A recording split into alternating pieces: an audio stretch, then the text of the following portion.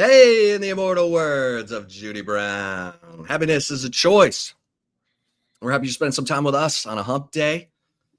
Wednesday, Texas Sports Unfiltered right here on the midday. We got you.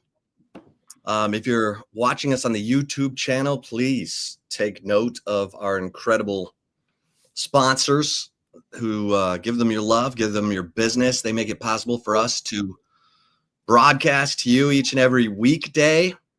If you're listening to us on the app, please play along on the Circuit of the Americas text line at 512-222-9328. Zay, how you doing? I'm good, man. Happy Wednesday, everybody. Hump day. Feeling good, feeling great. How are you? Yeah, good. I mean, some crazy basketball going on here. I'm going to say this. I'm cheering for Miles Turner. That's what I'm cheering for. You good with that? I'm great with that. I mean, all that guy does is his job at a high level. I mean, no one talks about Miles Turner. You know what I mean? I do. I mean, yeah. I'm looking at his career. Like, he's durable. He's a guy who he just gets it done.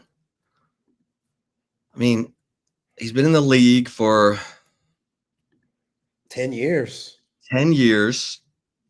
He's averaged 14 points and 6.8 boards per game, and shoots it, shoots the three a little bit even. 77% free throw shooter, 50%. He just gets it done, man.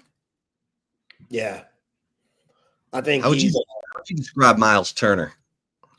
Very underrated, insanely underrated. Like, him at 7 foot, he's a two-way player. He can adapt to whatever philosophy the coach has and the personnel around him. Him and Tyrese Halliburton, who had a huge shot last night to put the Indiana Pacers up 2-0, have terrific chemistry in the pick and pop game and the pick and roll game because of Miles Turner's versatility. Like, you got to guard him on the 3-point line. And when you're 7 foot and you play that position and you have a quick release like Miles Turner and just good instincts, that's hard to guard. That's why you see Nembhard and Halliburton and Nesmith get to the paint a lot, because it's wide open. The center has to come out, and Jared Allen, because you have to respect Miles Turner's jump shot. And Miles Turner is tough. He'll dunk on you if he catches you slipping. And then on the defensive end, solid shot blocker, really good leader, being that last man closest to the basket, where you have to have a good communicator because you're talking to the perimeter guys who are guarding, who can't see behind them. So as a big, you have a lot of responsibility on making sure everybody's in the right spot. He does that at a really high level that doesn't get talked about. You're playing for a Hall of Fame coach in Rick Carlisle. He might be on the border of Hall of Fame, but he has that ring with 2011 with Dallas, and he also won rings with the Celtics during his playing days. So things like that will get you in. But I just love the way the Pacers play. And Miles Turner, he's a big part of that. All he's seen in his professional career is Indiana, which is very impressive in this era of professional sports and how guys will move at the drop of a hat, like a Jimmy Butler. You know what I'm saying? Like, Miles Turner likes Indiana. They love basketball there, and it fits him. It fits the kind of guy he is. And he's a different guy. You know, he likes his Legos and he'll wear a very tacky outfit outside of the court. Like he's a different guy, but it works for Indiana. It works for him. And there's a reason why he's had success for 10 years in the association. Yeah. Yeah, he's a goofball. Like, he has fun. He's got the right mindset. He's playing a game, and he has a joyful attitude about it. And let me see here what old Miles is making on that roster. Yeah, he's making Miles Turner this year is making 19.9, so $20 million. That's kind of a bargain by, I mean, Tyrese Halliburton's making $42 million. Pascal Siakam's making $42 million. And then Miles Turner would be the next highest paid on that team. But yeah, that's almost, for a 10-year guy, that's almost a bargain, isn't it? I mean, in my opinion, he's a top 5 center in the league. Like, I'm trying to think centers in my head. He's not better than Jokic. I'd take him over Joel Embiid because at least, like you said, he's going to be durable. At least he's going to be available, and he's not the head case that Joel Embiid brings.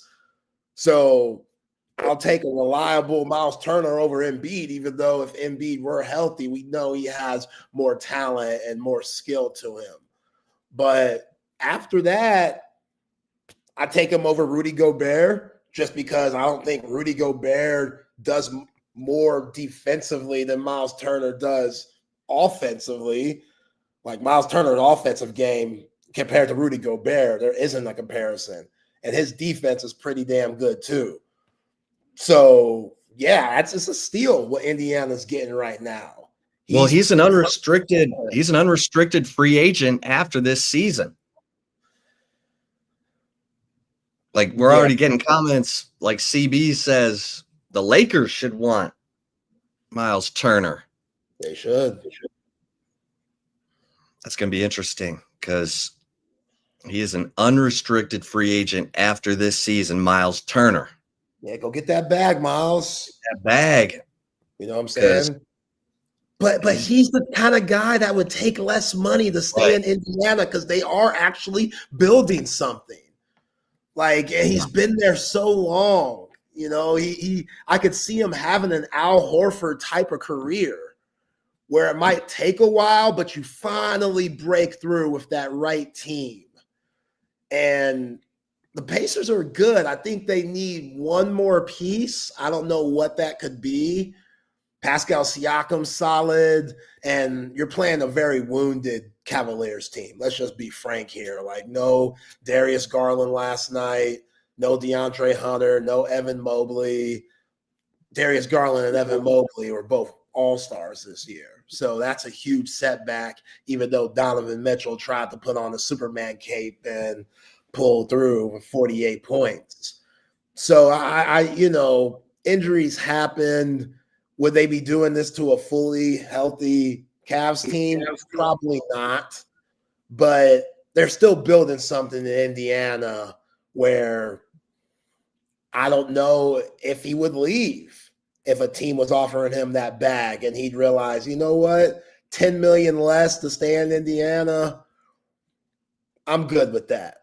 I've taken care of my money. I'm not out here bag chasing. I like where I'm at. Tyrese Halliburton is a really good player to build on. Nembhard, these guys, they play hard. They do it the right way. Indiana loves its basketball. So if you're a Lakers or anybody else that needs a versatile center like Miles Turner, you might have to go over and beyond to try to persuade him to come to your franchise because he just seems like a Pacer for life type of dude. Which, again, is very weird. It's weird to say that. for anybody's, but because he's not like a superstar, I don't think they're gonna like hang his jersey. But you know who he also reminds me of? Udonis Haslem. Like Udonis Haslem was in Miami his whole career. I could see Miles Turner having that type of career too, where you're just at one place, they love you there, you become the old head vet that might ride the pine towards the end, but when your number's called, you come in and you're productive and you're a fan favorite. I could see that happening because Udonis Haslem took less money a lot.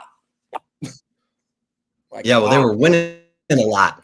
Exactly. Like, why would I leave this? It's nice to win. So in the playoffs, Turner's been he's been money. He's averaging 16.8 points. And well, he's averaging 18 points against the Cavs. He averaged 16.8 against the Bucks. He had a double-double in game 1 against the Cavs. And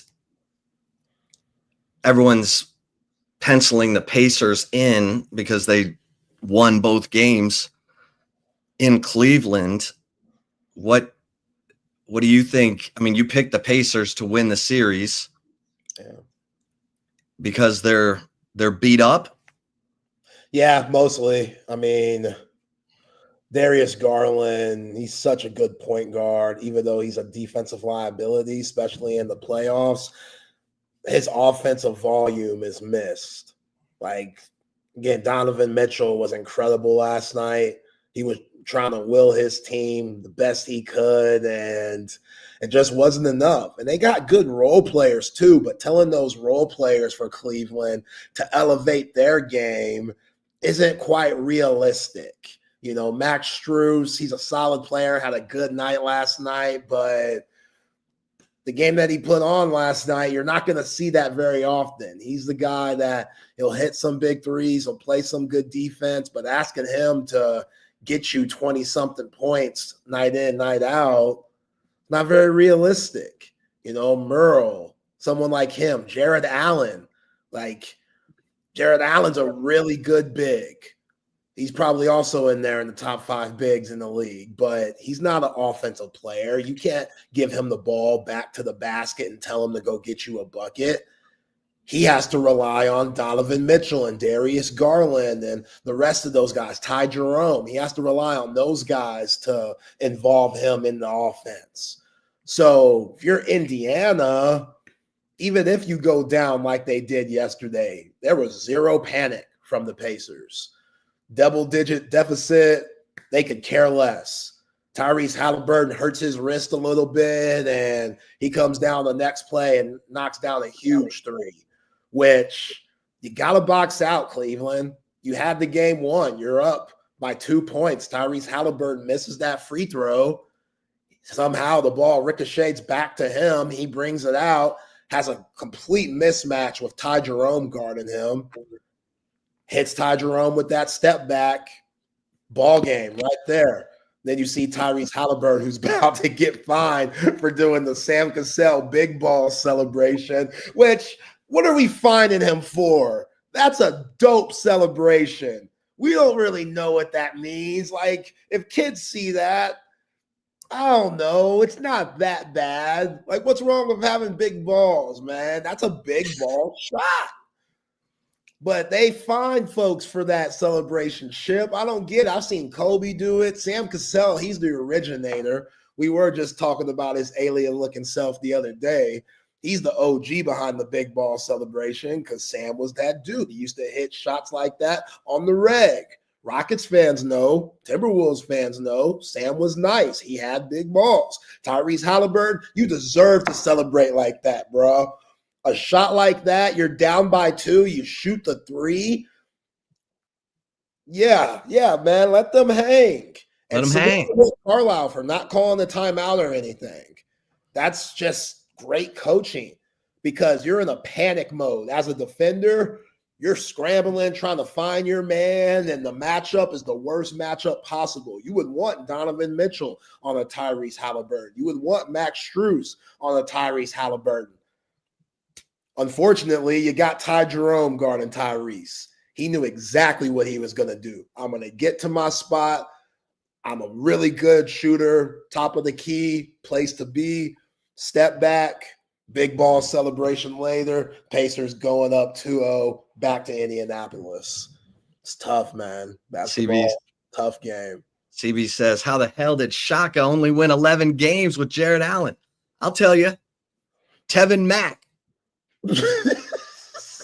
That dude was locker room poison. That's the dude that was spitting on the floor in practice, and assistant coach told him to clean it up so his teammates don't slip on it, and he told him to F off. F off, coach. Yeah. You see our record? I don't trust anything you're saying. You know what I'm saying? What are you talking about here? Awful. Now, I just looked it up. Tevin Mack, he transferred from Alabama to Texas. He transferred from Texas to Clemson. Now he's playing in Saudi Arabia. That's what I'm talking about, baby. Keep living that dream, Tevin. That's what it's all about, for the love of the game, because that can't be fun at all. You got to really love the game. Al Ittihad Jeddah. Oh, yeah, they're definitely not paying their checks on time. Tevin Mack's getting them checks 2 months after he's supposed to originally get it. Saudi Arabia, yeah.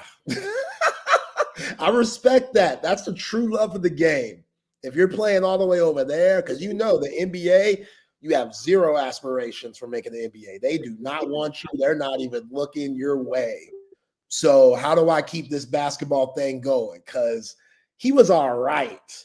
It wasn't like he was TJ Ford or anything. He was okay. So for him to actually have a professional career, a lot of former D1 guys didn't have that luxury. So I hope he's counting his blessings. I hope he's embracing everything.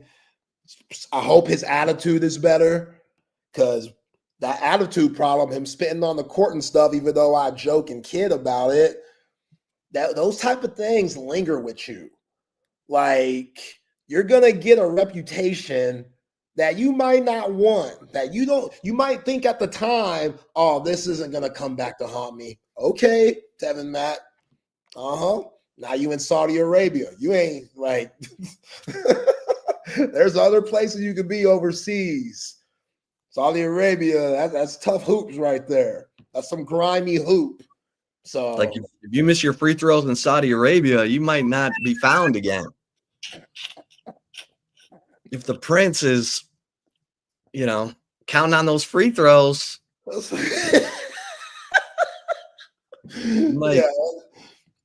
some stressful hoop. That's some stressful bump right there. I don't know if it's worth it. That's what I'm saying. I respect the love of the game, to what you're referring to. That all that stuff is real. I respect the love of the game. Who knows what's going on outside the court? Everyday living. Like, that's, yeah. So Tevin Mack, I hope that's better for you. Prince Bonesaw. If Prince Bonesaw is not happy with those missed free throws at the end of the game, you might get a visit from Prince Bonesaw's Bonesaw. You know what I'm saying? I mean, Red Auerbach was doing stuff like that. I mean, you're on a roll. Every chance you get. I gotta watch the Celtics documentary, man. I'm hesitant because I know how I am. Like, when I watch— Wait, which one? Celtic City or— Yeah, Celtic City. I know how I am. I gain respect from seeing someone's background when they go in depth and do their due diligence when it comes to history, and they present it on TV, streaming sites, film, whatever. I always gain respect. And I want to keep hating, man. I don't want to come back here and be like, oh, I was wrong about Red Auerbach. Like, I want to stay with this one. There's some things I'm good with, saying, you know what, Zay? You need to become the bigger man in this situation. You need to chill and respect whoever, whatever, for what it is, and keep that respect going and stop being a hater. For this one, Chip, I can't do it.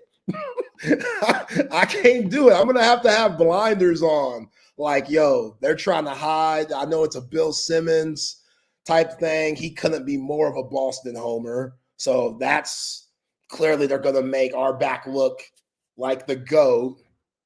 Amazing, like the NBA has. Instead of, like, it was a really dark time. A lot of stuff we don't know. Like, this is the same NBA that used to pad Michael Jordan and John Stockton's stats. I don't think their stats are as accurate as people say it is. Utah definitely did it.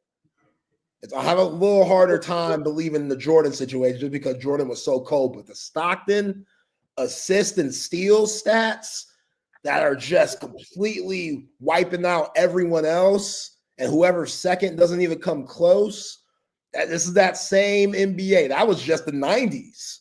So what's going on in the 50s and 60s that they don't want us to know? I'm very conspiracy theory about that.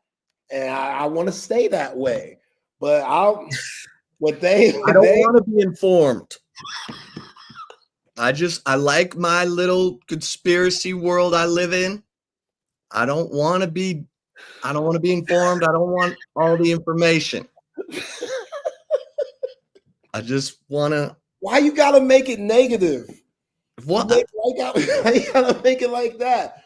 Well, you're like, I want to learn. I want to be informed. I said this one is just a little more difficult. That's all. Because the original source of information that you got on how Red Auerbach was tied into the mob, what came from who? Pops? No, it didn't come from Pops. It didn't come from Pops. I just, you hear things. People talk. Well, yeah, but obviously this person or wherever you got this information from, you trust it. I've heard it enough. Let's say that. There's persons, plural. Did you talk to the chief or something? No, I didn't get a chance to chop it up with Chief. Okay. But, All right. Quad's been trying to watch it. I'm going to do it, Quad. And it's sports related. I have to watch that. I know the Gilbert Arenas whole locker room story just came out on Netflix. That's on the list. I got to watch that because Gilbert What's Arenas. that? You know what I'm talking about? You remember when he got in trouble for bringing the guns in the locker room? Yeah. They did a Netflix special. The ones that did the Steve McNair and Johnny Manziel ones. Okay. Untold, I think. Yeah, they just dropped that. My brother said it's good. So, okay. And it's really interesting. Gilbert Arenas, when it comes to this media world, he's found his own lane. He's crazy as hell. Gilbert is flat out nuts. But some of the things he said, I'd be like, okay, Gilbert, you might be crazy, but your little spin on whatever take you're talking about, a lot of it makes sense. Like, he has a very interesting way of looking at the world, and he knows he's crazy. He knows he's ignorant. Like meta world peace? Close. AKA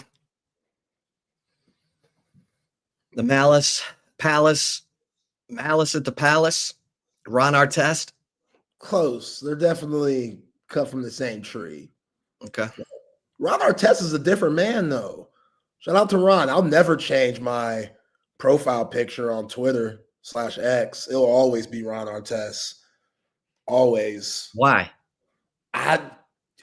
All the people that I could have seen in Yellowstone with my family, wife's side. So not many brothers walking around Yellowstone. So you know this. So it was really just me and Ron. And we're like 50, 60 yards away. And I tell my brother-in-law, who's also a huge Hoops fan, huge Houston Rockets fan. He's from H-Town, so he remembers Ron during his Rocket days. And I was like, yo, don't tell me this is Ron Artest walking up on us. And it was. By himself? No, he was with a couple of ladies. I don't know if they were family members or his own ladies. I don't know. And somebody's mama, but he wasn't. When was this? 2018, 2019, something like that. But yeah, he was just experiencing the nature of Yellowstone National Park, trying to see some buffalo and different things like that. And so from that day forward, you said, I am changing my social media avatar. What do you call him? Did you say Meta? I called him Meta because I felt like at the time he's changed the name a few times. So I felt like at the time it was Meta and that felt appropriate. But yeah, I was like, yo, Meta, huge fan. Can I get a picture? That's it. Took a picture, went on about my business. He went on about his, and yeah, the rest was history. So look at that. Yeah, man. Real nice guy. You wouldn't think that he would punch the hell out of somebody in the stands. Sweet man. Sweet man, but capable of destruction. That's the scariest part. To know Right? that gentle creature that took the selfie with me back in 2018 was one of the most terrifying players of his era. Like, do you remember the elbow he threw at James Harden when he was a Laker? That was insane. Like, Draymond Green's in his own category of crazy, but Meta, Ron Artest, he's had his moments too. Like, that dude. And I was a little nervous because, again, we're at Yellowstone National Park. I felt like the nature make it more wholesome. It's a very peaceful, relaxing place. So a part of me was like, all right, Zay, this is Ron Artest. This could go sideways. He might not want to be bothered right now. He might snap. I don't know what he's going through because we know that mental with Ron, who knows what place in his life he's at the moment.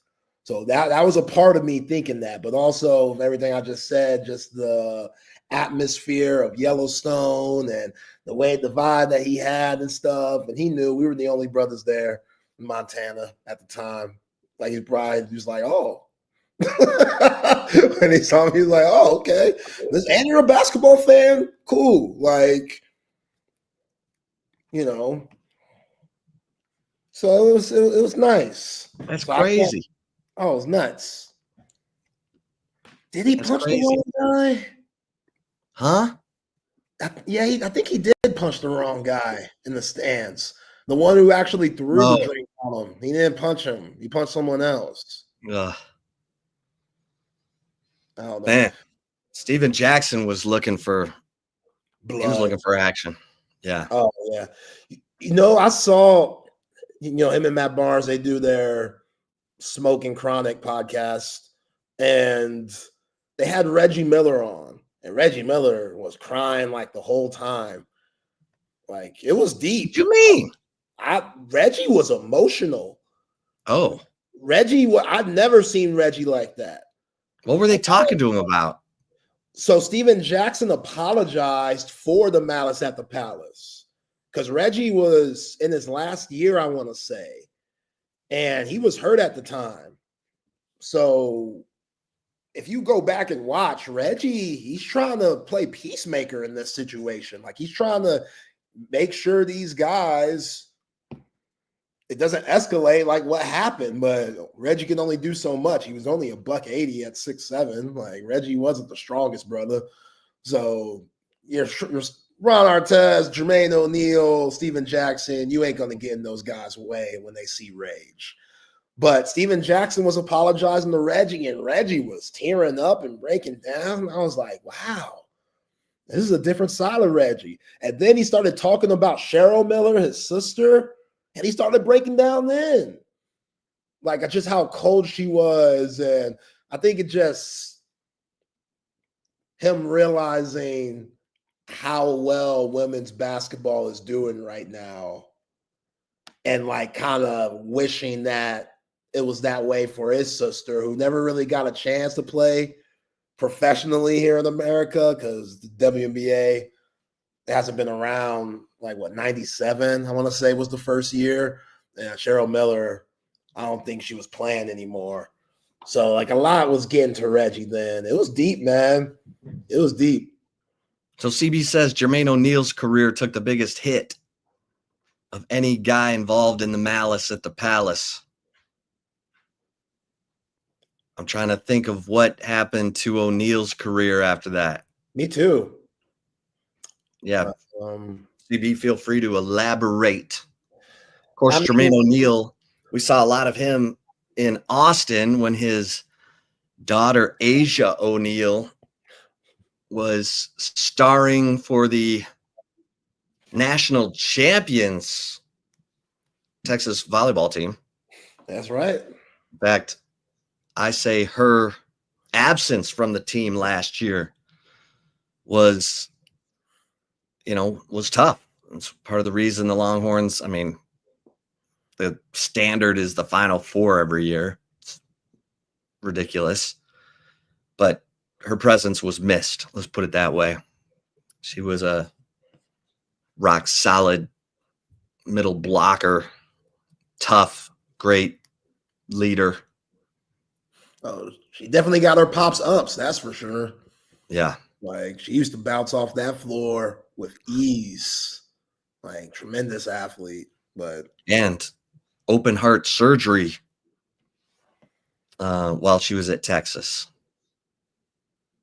which my daughter had open heart surgery when she was 2.5 because she had an atrial septal defect and a cleft in her mitral valve that was detectable in vitro. So we knew that Mags was going to have open heart surgery from the time she was born. And the doctors were like, let's wait till she gets a little bigger and then we'll do it.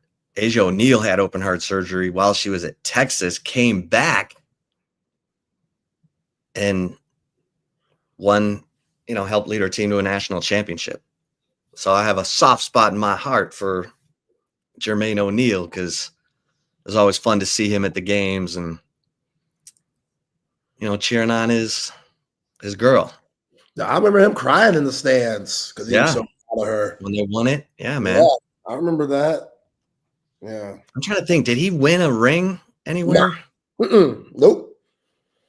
And that's another reason why Reggie was crying because that team was so good. Yeah. They would have contended for one. Ron Artest was really good. Steven Jackson, really good role player at the time. Reggie, even though he was at the end of his career, him just running around shooting threes. And Jermaine who's the point guard on that team? Jamal Tinsley. Oh, yeah. Iowa State. Right. Oh, he was so good at Iowa State. He gave his fits. He was tough, man. He was like a little bowling ball, but they had a big dude too at Iowa State at that time because that was late 90s. I remember whatever that dude's name was. I think he gave it to Chris Mim. Tinsley and that dude. And that was, man, I remember going up to that Hilton Coliseum. It was rocking. Rick Barnes was like, oh, okay. Look. This is Iowa State, huh? Yeah. Chris Mim, man, he was soft sometimes. Hey. No, he was. Love you, Chris. But there were some games, bro. And I'm also a hater because he went to Westlake too, so I can't let that slide. Don't hate on Chris. Chris is my boy. He tells the best story ever about going. So he and Luke Walton were playing for the Lakers, and he goes to Luke's house. I've told you this story, right? Oh yeah, we saw. And Luke's, so he's staying over at the Walton's house. Chris wakes up, goes into the kitchen, and Bill Walton is standing there naked. And Chris is like, oh, hey, and Bill's like, hey, Chris, how you doing? And Chris was like, I wasn't expecting that. So. Yeah, a lot of drugs that Bill Walton. God bless his soul, but a lot of drugs Bill used to take. Conference of Champions. What's he gonna do now? What I mean, he loved doing that Pac-12 basketball. Conference of Champions. No, it's very weird that when the Pac-12 ended, we lost Bill. Yeah. That's eerie, isn't it? It was like he just didn't want to deal with it anymore. Like he loved that conference. Loved it. Man. Like He loved that conference. he was cheating his ass off too with John Wooden. Oh, Bill was living that NIL life to the full. Man. Full. Getting Look at drugs for free. So John Brown will join us here in a minute or two. All right, that's what I'm talking He said about. I should be available for 15 minutes. So we'll pop in with John Brown, two-time Mr. Universe. Yeah. Kid who grew up in Compton, became two-time Mr. Universe, had 3 5-star wide receiver sons, Equinemius, Osiris, and Amon-Ra St. Brown. See what he thinks. John, if you're going to be worried about them Cowboys, George Pickens, baby. Them Cowboys, we back in it, Chip. Dak. CD, where you at? Okay. Pickens, where you at? Jaden Blue, where you at? It's going down in D-Town, baby. Let's go. We're back. Okay. George Pickens, super talented, but combustible. What? He's fiery, man. Huh? He's fiery. If he doesn't get the ball. That's Pittsburgh. It's Pittsburgh. We're talking about Dallas, Texas, man. Oh, Brian Schottenheimer is better able to handle him than my man. Crazy Eyes Tomlin. Yes. Tomlin? Yeah, nobody care about them bug-eyed, crazy old. Why are you hating on Tomlin? He never had a losing season. So they're always 2 Super Bowls. They're just one Super Bowl. One Super Bowl. One. Bill Cowher had that other one. All right. And he inherited that Bill Cowher team and got lucky that everybody was still hanging around and stuff. And what's my man that made that big time catch in the Super Bowl against the Cardinals? Holmes. Santonio Holmes, Ohio State. Holmes, yeah, made that catch. Yeah, they 8-8 every year. Let them know, Coach 420. 8-8 every year. We ain't trying to have 8-8 every year. What you talking about, Willis? That's Pittsburgh. That's what they are. I'm checking your facts. They squeak in. 10-7. 10-7. A little better than 9-8 or 8-8 or whatever you said. Oh man. Brian Schottenheimer. I hope they don't walk all over him like they're probably capable of. I hope he has some respect in that locker room. Like Dak, a lot of that's on you. You got to make sure these guys are in line. Micah, we can't be telling all the business and stuff on the podcast, even though it'll be very easy to. Oh, yeah, Cowboys. It's going to be a different squad 2025. Jaden Blue, over 1,000 yards. Come on, man. Come on. Rookie of the year, Jaden Blue. Cowboys, 13-3. You're just winning the division, getting the playoffs. Jaden Blue. You're just stirring the pot now. 16 touchdowns. You don't believe a word. You don't believe a word you're saying. Not one word. Is this the over-under for the Cowboys already in Vegas? Damn. Talk about now it's either 8-9 or 9-8. Now that we're at 17 regular season games. Brian Schottenheimer put Micah Parsons' locker next to Dak. Genius, man. Got to put leaders by leaders. Hopefully Micah won't punch out Dak. Why would you punch someone out when you winning? Okay. All right, let's bring him in. I see him. What's going on, man? Mr. Universe. Kid What's from Compton grew up to be 2-time Mr. Universe. You kidding me? He's got cane protein. He's on YouTube. I mean, John Brown, Black Coffee. Hey. And he's got 3 5-star wide receivers, sons, Equanimous, Osiris, and Amon-Ra. St. Brown, the one and only John Brown. John Brown, what's going on? Oh, man, maintaining, baby. Shoot. Trying to sell some protein here. Get these kids, get them bigger and some muscles. Get them bigger than what they are. So they won't look like a skinny mini. Don't be skinny mini. No. Get some of that cane protein. Coach, look at you and go, man, I like that kid right there. If he was 15 pounds heavier, we would give him a scholarship. That's why they got to take the protein.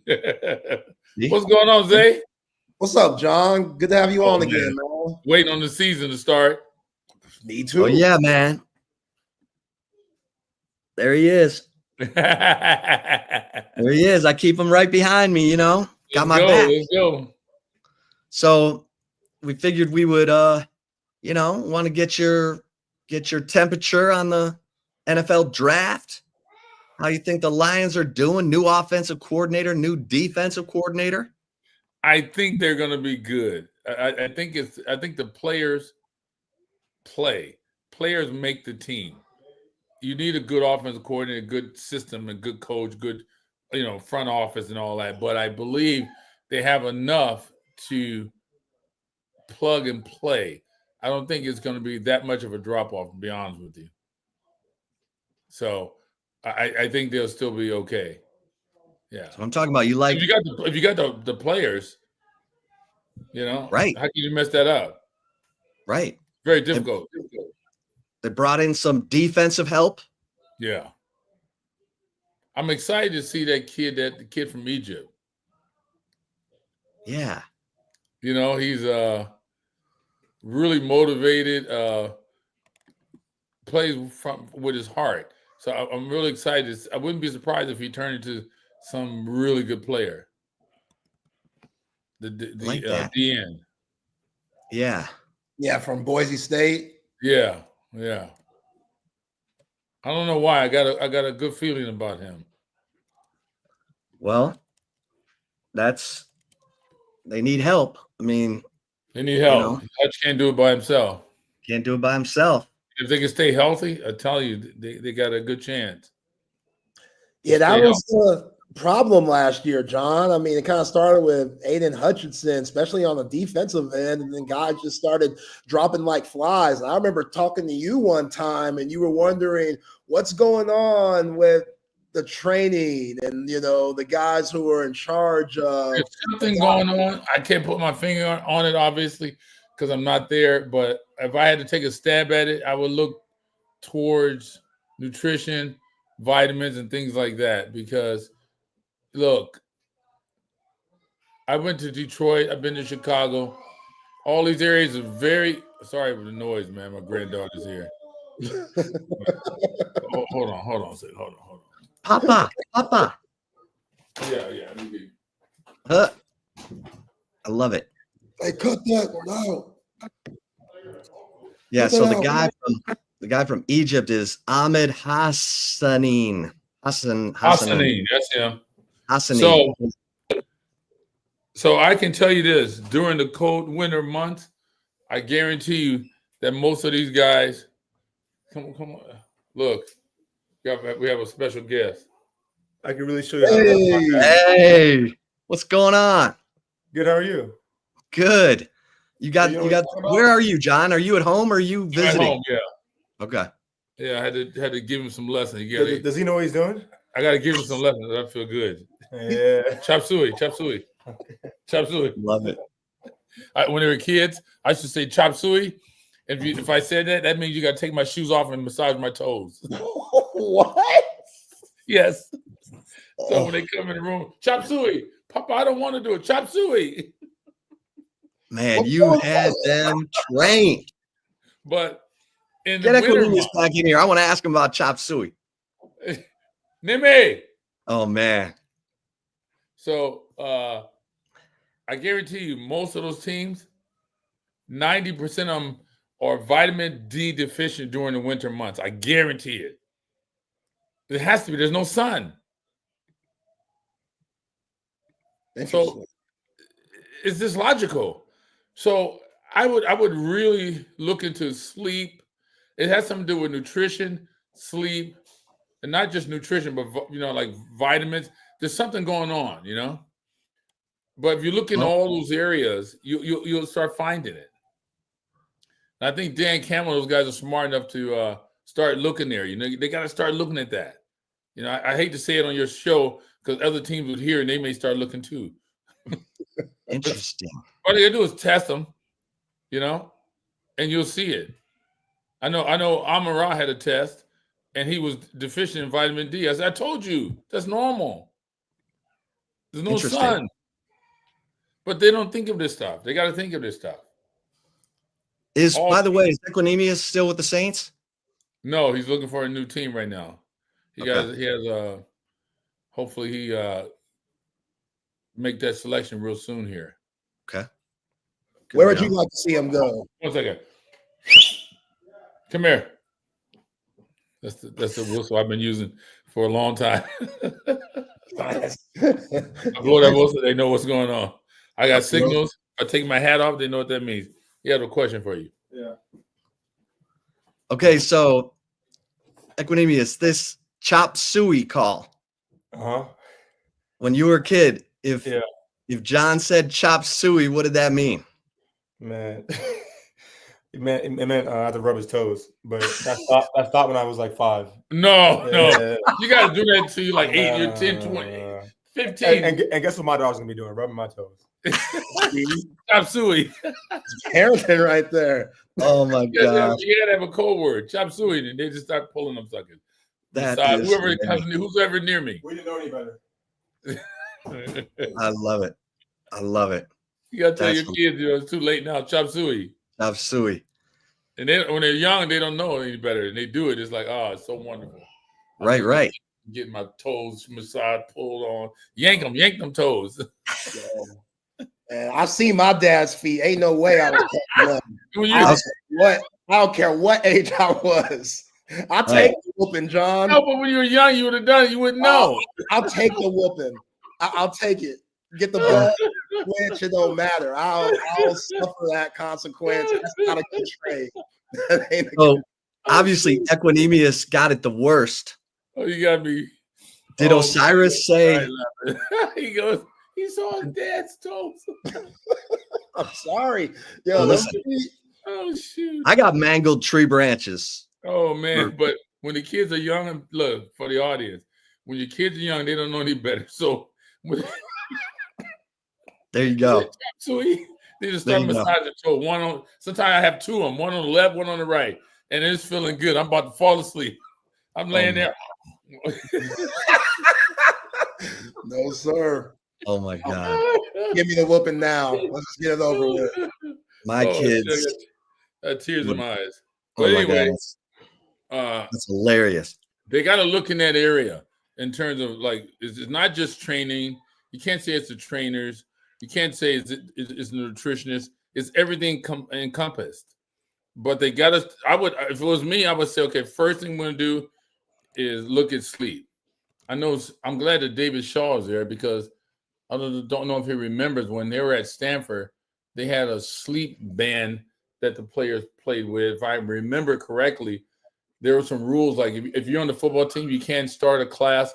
Your first class has to be at earliest 10 o'clock because they want you to sleep. And if they saw you didn't go into a deep enough REM sleep, they wouldn't let you practice that day. Really? Yeah, it was pretty advanced. So they got to start looking in that direction. Okay. So what's Amon doing right now?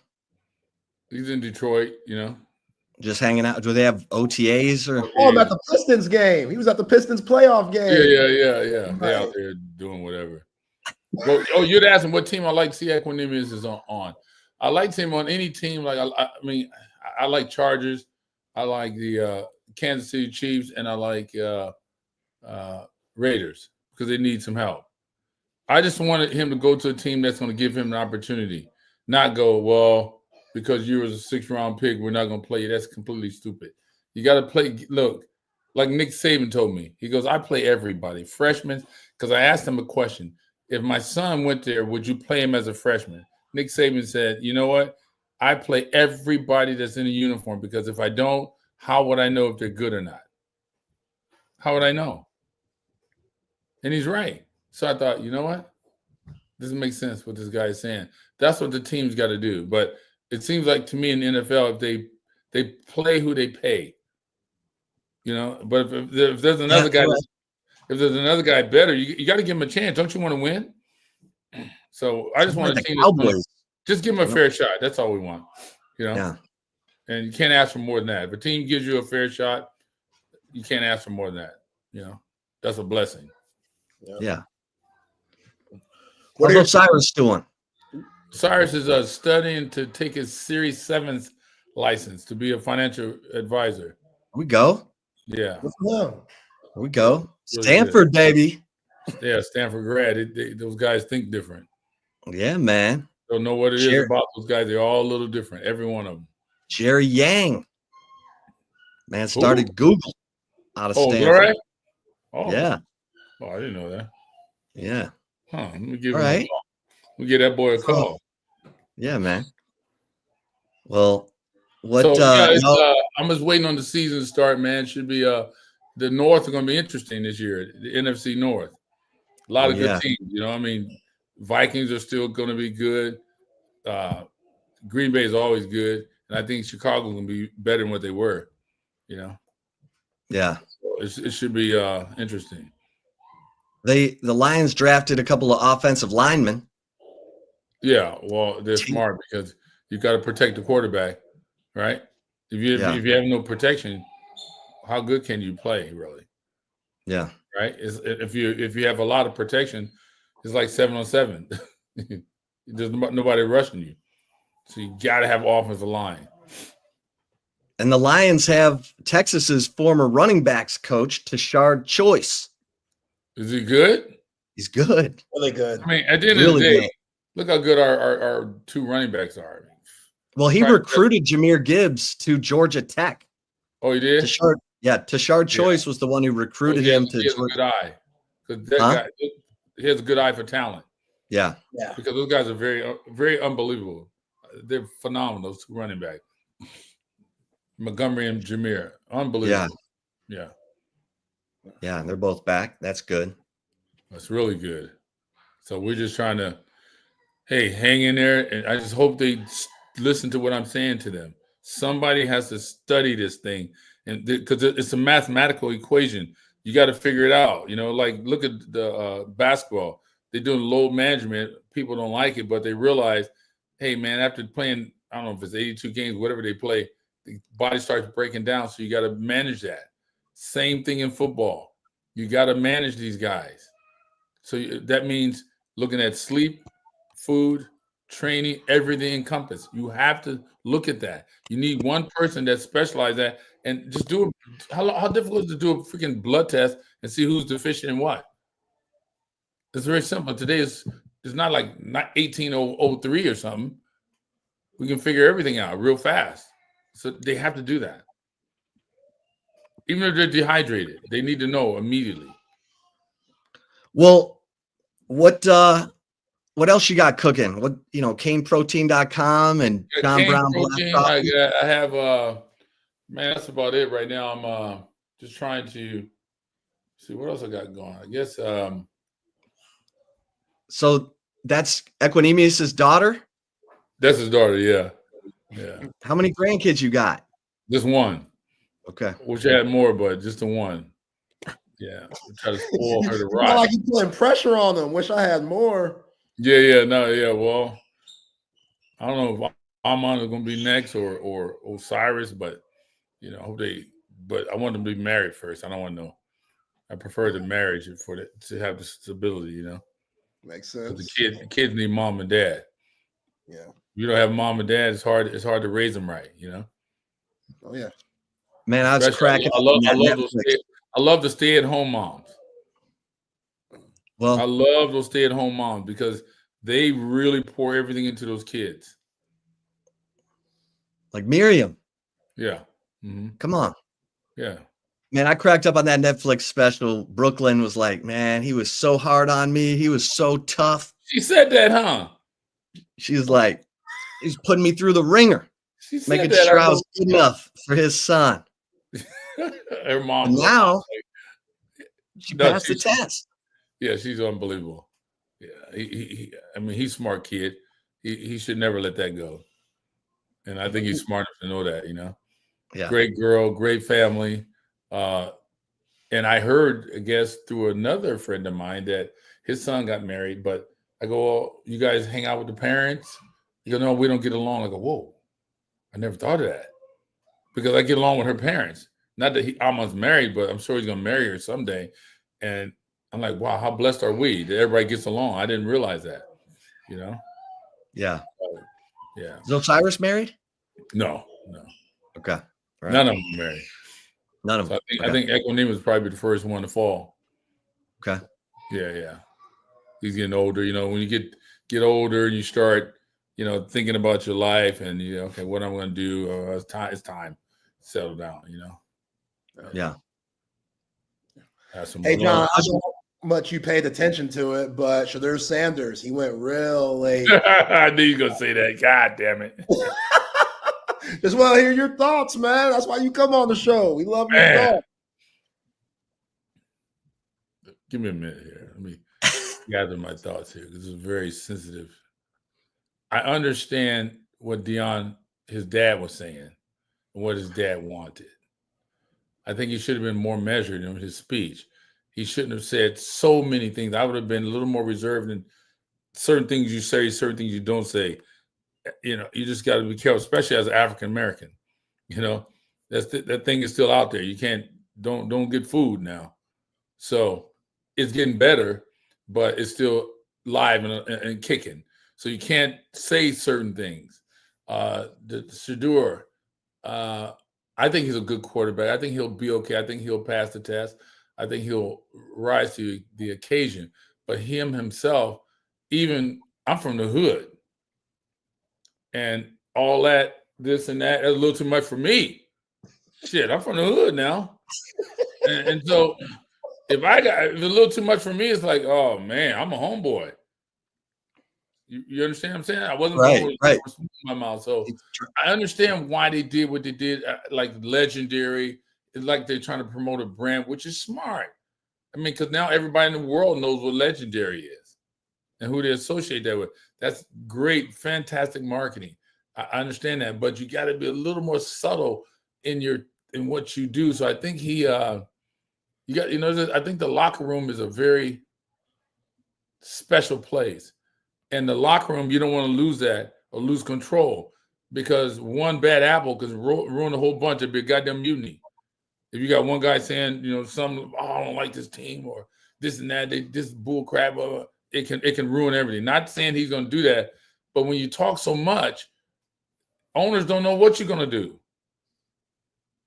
do. So it'd be wise to not speak as much about craziness. Talk about the team. Talk about what you want to do with the team. I'm going all out for the team. I'll die for the team. Not if you want to be legendary, pick me. What are you talking about? You understand what I'm saying? I understand what he was doing. And the concept was right, but the delivery was wrong. He has to be, got to be measured. If you're a parent out there, you can't go buck wild and say crazy stuff, Even if you're white, like Johnny Manziel doing all this stuff here, I like that. I'm from the hood. I want to get that money. But it's football. If you don't produce, hey man, you'll be a meme. You gotta be careful. You gotta be more clever. I understand he's a young man. He's going to make mistakes. Which is normal. Everybody does. So you can't fault him get on him too hard for that. But just be a little more measured. Be careful in what you're doing. You got to be real careful, and you don't want to be a loudmouth. It's a different world today. And I'm not even sure that's a good landing spot for him because the GM took Dylan Gabriel in the 3rd round. Then I guess the owner said, I want Shador. And you don't even know if the coach wants Shador, Exactly. That's the same owner who wanted Johnny Manziel drafted when he likes that. He likes that flair. Likes that which flair. I understand because you can sell a lot of tickets if it works. Right. If he turns out to be a hit, it could work. But had he been quiet, and he could still be himself, but a little more careful in what he says and his delivery, he could have still accomplished the same thing, I think. I think it was too much, just way too much. You get drafted in the 6th round, jumping in the pool. Who jumped in the pool up to the 6th round? I didn't want my kid, if I'm got in the 1st round and he jumped in the pool, I said, get your ass out the pool. What are you doing in the goddamn pool? You got where's your mind at? If you jump in the pool, that means that's the finish line. Right. That's right. This is starting gate. This is starting gate. You understand what I'm saying? So I think the perspective was wrong. To me, it's like a tornado going round and round. And kids are just getting thrown around. And they lose their perspective because of the tornado. You must stay in the eye of the tornado. And to be able to look up and keep a perspective on everything that's flying around. That's where they lost sight of that. They were spinning around too much. Yeah, it was not right. So hopefully, he's young. He's young. He'll bounce back. Hopefully, he's a talented kid. Well, go ahead, Zay. I know John's got to bounce, but you got one more? Nah, John, I'm good, man. We appreciate you. Yeah, man. I knew you hit me. Hey. I was trying to get out of here before that Shador Sanders came up. Hey, because I don't want to be saying that negative, about nobody. I wish everybody success, but it's just be a little more. Let's be a little more careful. He's young. He'll do better. Like the guy who did the prank call, and Shador said, "Yeah, it was stupid, but whatever." That's a mature thing to say. Yeah. See, that was correct. Yeah, whatever. I didn't like it, but whatever.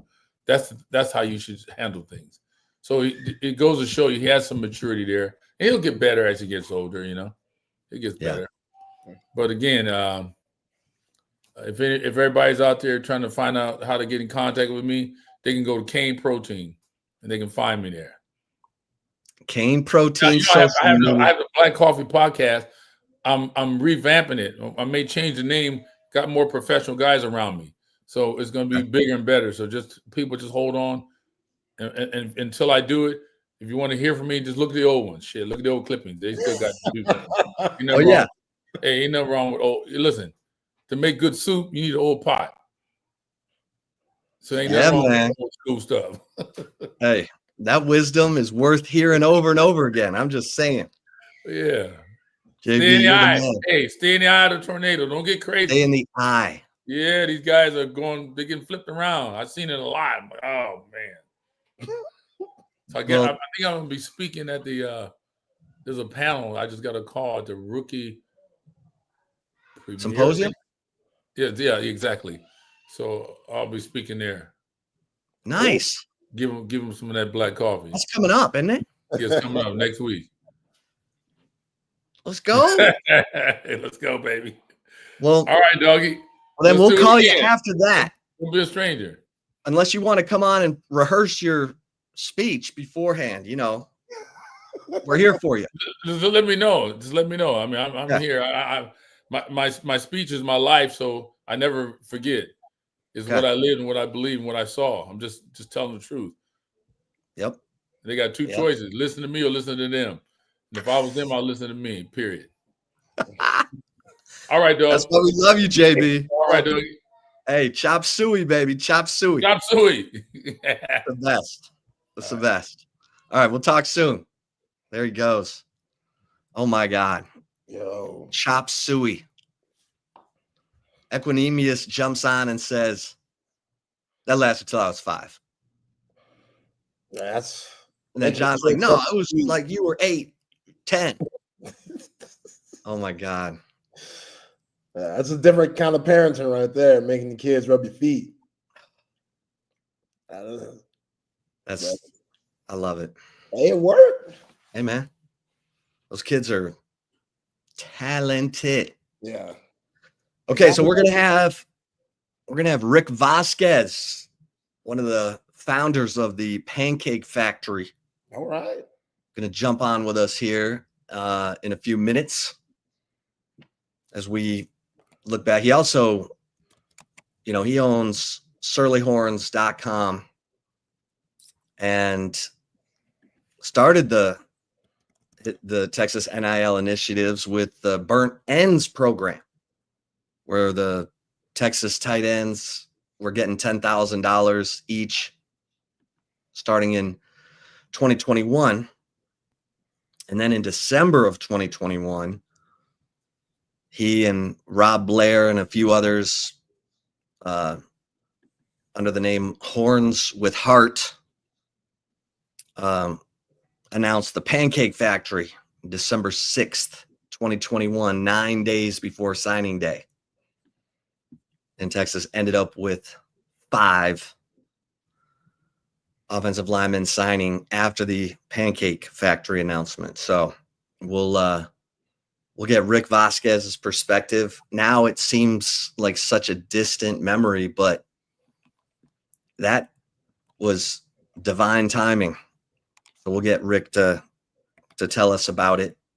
Let's get a couple mentions in here. You know what I'm saying? Like for my guys who are snoring, it's not just annoying to the person next to you, it could be a sign of a serious health issue. And we are fortunate because we have Dr. Chad, who founded the Sleep Cycle Center, 2 locations in Austin. And Dr. Chad got into this line of work because his father died of sleep apnea at the age of 60. And he wanted to make sure that it never happened to anyone else. And he's got the best technology, the best treatment options, including oral appliances like I have that, it's like a mouth guard. You put it in when you go to sleep. It holds your lower jaw open. So you get that great oxygen. You're not cutting off your oxygen. You're not, you're getting good sleep. You're not waking up tired every day. Just go to sleepcyclecenters.com and tell them Texas Sports Unfiltered sent you, and you're going to get $100 off your sleep study. Like, he's making it to where you can't afford not to get this sleep study. He wants you to get the information. So go to sleepcyclecenters.com, tell them Texas Sports Unfiltered sent you. You're going to get $100 off your sleep study, and then you'll have all the answers. All right, I see him in the green room. One of the founders, well, he owns surlyhorns.com. One of the founders of the Burnt Ends program, NIL initiative, and also one of the founding members of the Pancake Factory, the one and only Rick Vasquez. Rick, how you doing? Doing well. Good to be back. Yeah, man. I heard of the sleep study thing. I've been sleeping with a CPAP for like 10 years now. It's best. If you can't sleep, go get a sleep study. Yeah. It's the best. No, it is. I have sleep apnea. I got the sleep study. And it changes you wake up feeling better every day. That's for sure. Yeah. Like you actually slept. Yeah. Well, there's no way I could run the Pancake Factory without my CPAP. I mean, right? I mean, so I'm thinking back, and obviously we just had the draft, and there goes Kelvin Banks, first round pick round pick for an offensive lineman out of Texas since 2002 when Mike Williams went. That's just it's so crazy to think that it's been that long. 23 years. Yeah. And Kelvin Banks. Banks wasn't even alive. Right. That's right. How about that? Kelvin Banks wasn't even alive the last time Texas had a first round offensive lineman. So it got me thinking about the Pancake Factory because, man, that was at the time, it was like, whoa. And just take us through the genesis of the Pancake Factory, because you guys announced it on December 6th, 2021. Signing day was December 15th. And 5 of those 7 offensive linemen signed or committed to Texas after the Pancake Factory announcement. So it had a huge impact. Yeah. And you know what's funny is, and we had talked a little bit via text on some of the timing and things like that. We had been working on it from July, right? So it wasn't like something that like we just like sped through and got done, and it was like all just a big push right before signing day. It was like, I mean, it takes a minute. Get it done before signing day, but like, we had been working, and one thing I think that some people don't realize that don't follow it really closely and haven't watched the evolution of NIL is, well, I mean, we invented the idea of a 501c3 organization that focuses on kind of, student athletes putting back into local communities and then doing that in kind of a mutually beneficial way with NIL. I mean, we were the first to not only apply, but also gain approval from the IRS. And then, what we submitted actually became, because it's all public after you submit, and everybody can look at the application. And people were effectively taking our application, making, small modifications to it for their school and their, how they wanted to adapt it. And we effectively made the blueprint of how to do that.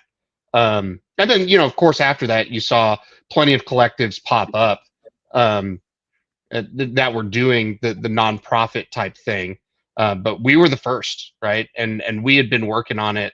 And it wasn't something that we just, came up with and we're like, you know what, like the best way to get a bunch of money in is to make it tax-free. We really thought like, hey, there's a pretty big opportunity here for us to, take this idea of guys wanting to get their name out there, getting paid to use their name, and then joining that with fundraising and awareness for local initiatives that they held kind of near and dear to their heart. So it wasn't just like we had a bunch of charities that were like whatever, that like these guys showed up and did just whatever for. We actually talked to them after, and that was always part of it. We wanted to do something that they identified with and they really had passion for. And so it was a really cool thing that came together right before signing day. And, us doing the press release, we did it, the right way. We hit, the PR wire. I think within 30 minutes of us kind of announcing it officially, we were on the ticker of ESPN. It was everywhere all at once very quickly. And then it was pretty much the talk of recruiting until signing day. And I think, that combined with, what our vision was and being able to see that kind of get realized. And then, a lot of the people that were the foundational donors getting to see that happen in real time was just something that was really cool and very, unique to that point in time. Like there will never be another time where a drop like that ever happens again, right? Like NIL's here forever. I don't think it's ever going to go away. There's never going to be a time where you get a whole starting offensive line for $250,000, or it was a lot more than that because there was I think there were 17 on the roster the first year. But now you want to talk about 50. You want to talk about 50 for a starting offensive lineman. I mean, right. Like maybe some, lower tier, barely doing bowl team stuff. Like, does Stark send you Christmas cards or take you to play golf or something for that? No, but we have a great relationship with the athletic department. All of us were just really passionate about connecting the community with The players, we saw it as kind of a unique opportunity, and we're obviously huge fans. And we really just wanted to make sure that Texas not only did it right and fully above board, but we did it, the best. And I think, ever since then, it's set a tone, not just at Texas for Texas NIL, but like for the entire country. And, we're lucky to see that because of some of the work that we've done and of many others that kind of joined in and helped. And, eventually it turned into the Texas One Fund, and that turned into the NIL Death Star that we know today at Texas. And I think that helped lead really kind of this next generation of players that are coming. But also this NIL era we're getting into the second inning, right? Like the first inning was wild. Now we're starting to get into the second inning here, and we'll see what this turns into and how it evolves over time. But yeah. What do you think is going to happen? Because we have rev share. I mean, we're all expecting rev share, $20.5 million. That'll come from the university to pay student athletes. But then there's got to be some NIL on top of that, right? Yeah. So, I mean, I think it's pretty obvious to me, at least, what's going to happen here is rev share is going to happen, which I think will be really beneficial for gaining a lot more parity within some of the leagues that were experiencing kind of some big, big swings in that. I think that there's also going to be that kind of elite tier, or, a team that saves up maybe for a couple of cycles, 2-3 cycles, and then wants to go big and say, hey, we're only missing a few key pieces. Let's go big on those and do that above and beyond rev share. And I think the balance is going to be kind of delicate. I don't know how many more times the NCAA can go into a courtroom and not just get laughed out. Part of this settlement is, they want to have this NIL clearinghouse where anything that isn't rev share goes to a third party, where they basically bless it and say, hey, yeah, this is real deal NIL, and this is all above board. Until when? Right? Until somebody wants to pay a player that some third party deems that it isn't a thing. And then what happens? You go to court, and then they say you can't not pay people. There isn't a rule against that. So I do wonder how that's going to end up shaking out. I do think that this will return a lot more sanity into how NIL deals work. There will be more of kind of a baseline expectation for certain tiers of players, right? Your blue chip recruits are obviously going to go to bigger name schools. They're going to have a little bit higher on the guarantee for NIL. And then obviously some schools, I think, are going to prioritize other sports. And I think that's going to be fun to see how that plays out. Where does Kansas really rev share into football, or what's a $16 million basketball team look like? So those are really kind of exciting and cool things. There's a lot more, I think, strategy that happens with this on the athletic department level, because now you've got a lot more to think about. And then, we just saw the revenue numbers come out for Texas. Rev share is not going to be a problem with Texas having $153 million surplus in 2024 fiscal year. So I think there's going to be some, the haves and then the haves nots. And I think the have nots are, they're going to get supplemented by the boosters to be competitive. And then everyone else, I think, will have more parity within the league, and then pick their shots with some of these collectives. You know, Rick, the situation that Nico Ilimaliava was in, that's going to happen at different universities. Would love to hear your thoughts with someone in the thick of things with NIL when that situation was happening with Tennessee. Now Nico's at UCLA. What was going through your mind watching that play through? We're just kind of laughing about it. I think, you know, this does open the door to a lot of mercenaries. And I think one thing that Steve Sarkisian and really the entire athletic department, not just Steve with football, but they've really focused on NIL not being the primary factor it's a factor and nobody shies away from it, but if you're coming in and all you want to talk about is that, and it's not a good culture fit and you're not really part of what they think is program building, I don't think you're going to get a callback, even if you came on a visit to Texas. And I think that's different for different programs. Everybody's in a different phase of either coaching life cycle or player development life cycle or where their NIL maturity is. And I think with Tennessee, they've just gone through some things, right? And they were ready to kind of get back as quick and take any shortcut they could to get there. And I think they saw this as one of those shortcuts and kind of that juice probably being worth the squeeze, even though it was pretty obvious from the get-go, even from high school, that this is kind of how that was going to go from a mercenary perspective. And so I do think there's, and it's not just black and white where you're a mercenary or you're not a mercenary, right? I think there's a whole sliding scale there. And it's really up to some of these stabs to, are you going to turn over a roster, you know, once every year or 2 years and just get some really veteran talent in there and have maybe a simplified system that you just have athletes that you're throwing at the problem?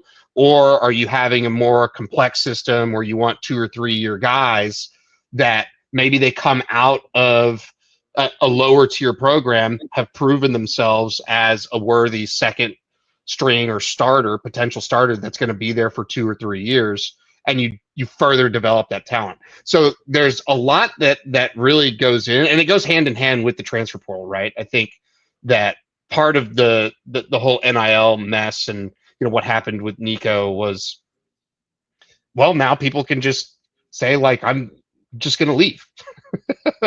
and then they're gone and they can just be at UCLA. We've had some people leave twice, you know, be on 2 or 3 teams before the next season. And that's part of it too. I think a lot of people have a lot of negative connotation with some of these guys that are kind of hopping to multiple teams. And I think, you know, sometimes those guys may just be looking for a good fit.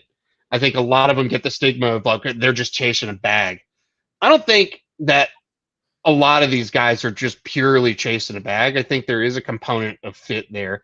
The good news is we just get to, like, point and laugh as Texas fans at, like, everybody else's house is a mess and they have to worry about, you know, either transfer portal exits or whether or not they're even going to be able to attract people in the transfer portal from positions of need.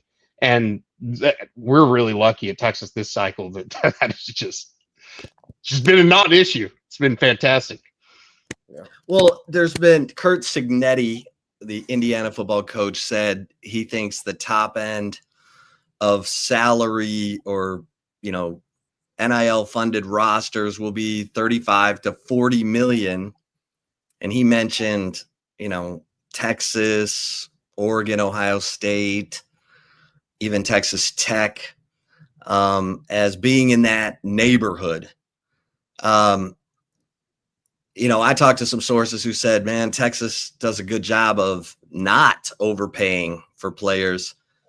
What do you make of those numbers for this season, especially because you're going to have what they call the double dip? You're going to have the, you know, whatever this season's going to be kind of unique because there's money already allocated in coffers that was, you know, earmarked for NIL.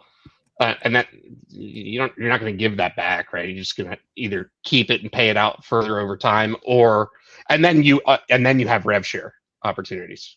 And so I do think there's kind of a factor there of some of the double dip, but I don't know that it's going to be as pronounced as some of these people. $40 million is a completely bogus number that somebody pulled out of thin air, and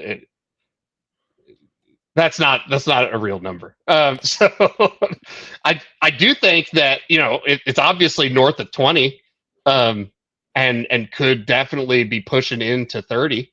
That definitely makes a lot of sense, especially when you're talking about the combined NIL from the entire athletic department. 40 is a believable number for everything, all sports, men's and women's, especially with kind of the new baseball rules and how that's gonna work out. I think that could be sane, and maybe that's what they misunderstood whenever they were talking to their source. Football only, that's an absurd number. Yeah. And now, yeah. I don't know that it'd be, quite frankly, it'd be difficult to spend that on a roster. Yeah, now everyone's running around saying Texas is going to spend 35 to 40 million on their football roster. And it's like, no. But it's ridiculous how that headline gets out, and it just seems to live no matter what else is out there. But it is fun that Texas gets a lot of this talk. I think another thing that happens with Texas NIL in specific that I guess it just comes with the territory. No pro team of any kind in Austin. So the celebrity athletes, I guess Austin FC, right? I don't want to take away from actual professional athletes, but there's no pro football team in Austin. And I think that, having that and having the idea of these corporate sponsors coming in to a top 11 metro in the United States with people that have high disposable incomes that obviously follow sports pretty closely and like the largest revenue generating program in the country. Like there's a lot that swirls around Texas that makes it kind of a great breeding ground for these corporate NIL opportunities. And I think some of that gets kind of lumped into either rev share or the idea of kind of the big money donors and or some of this grassroots donation that's kind of combining and coalescing here.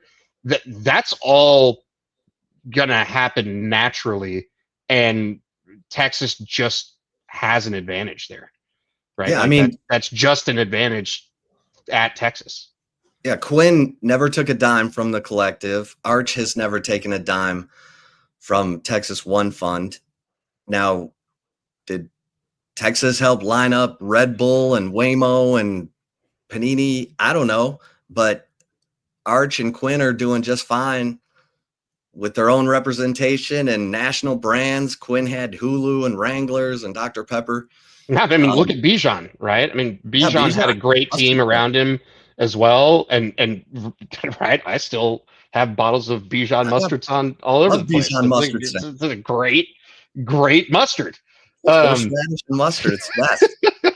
So I think that that obviously there's a lot that goes into NIL, and it's not just as simple as, oh, we have a very rich billionaire guy that just descends from the castle and sprinkles money on the athletic department and says, go forth and win championships. It's a lot more involved than that.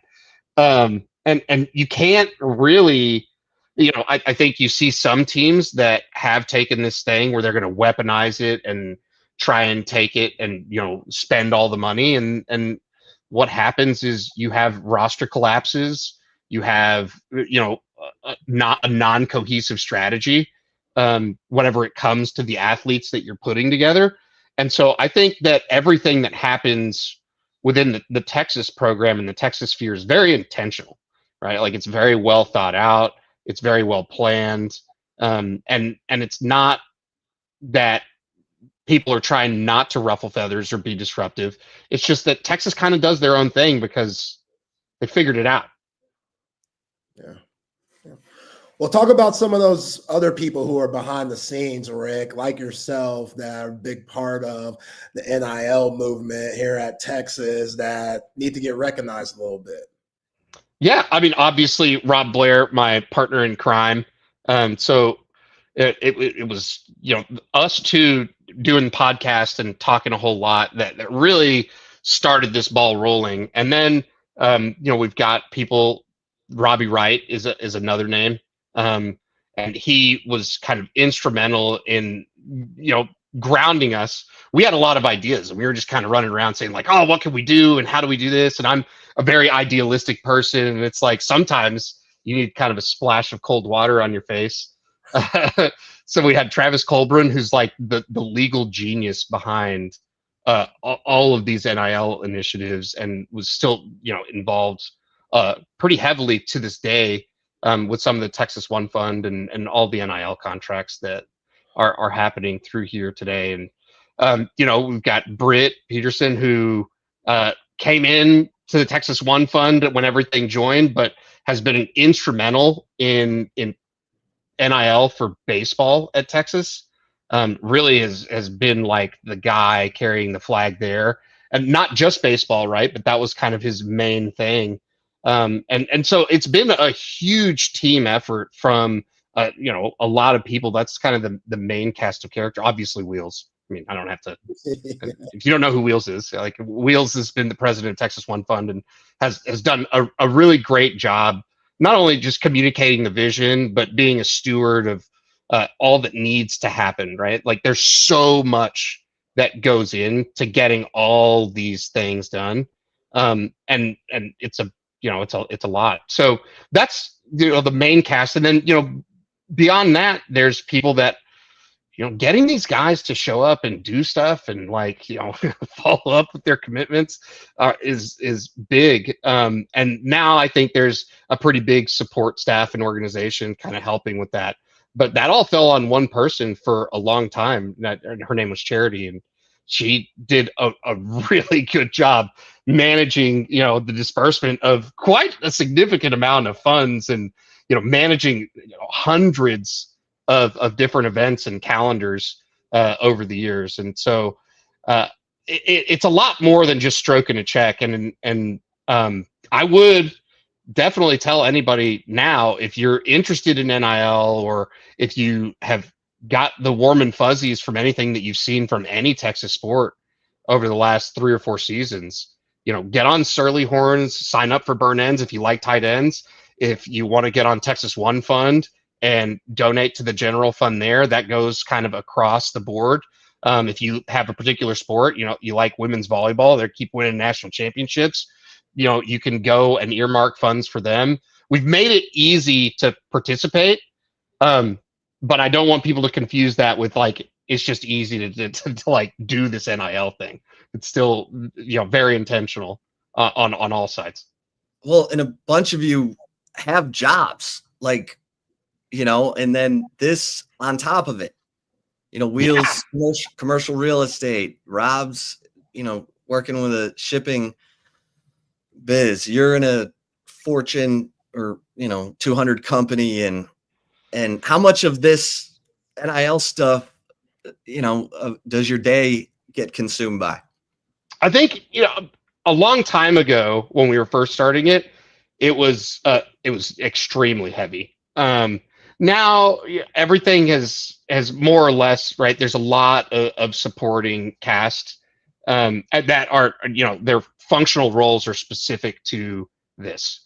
So it's not like we're just off on an island doing this on our own anymore. But it was like that. I mean, the first year was crazy, right? I mean, it was wild because it was. I mean, I would say probably pretty easily 15 hours a week, and then some weeks it was a full-time job on top of another full-time job, getting it going, and that was just Rob really likes to to joke about it. You know, it was like smart enough to come up with the idea, dumb enough to do it. Yeah. And so like, that's us in a nutshell, right? We kind of just turned our brains off whenever it was like, man, we really shouldn't do this. This is like crazy what we're doing. And we just didn't listen to that voice in our head and then just kind of trudged through. Well, go ahead. No. Well, I was going to say, did Sark know that the Pancake Factory was coming?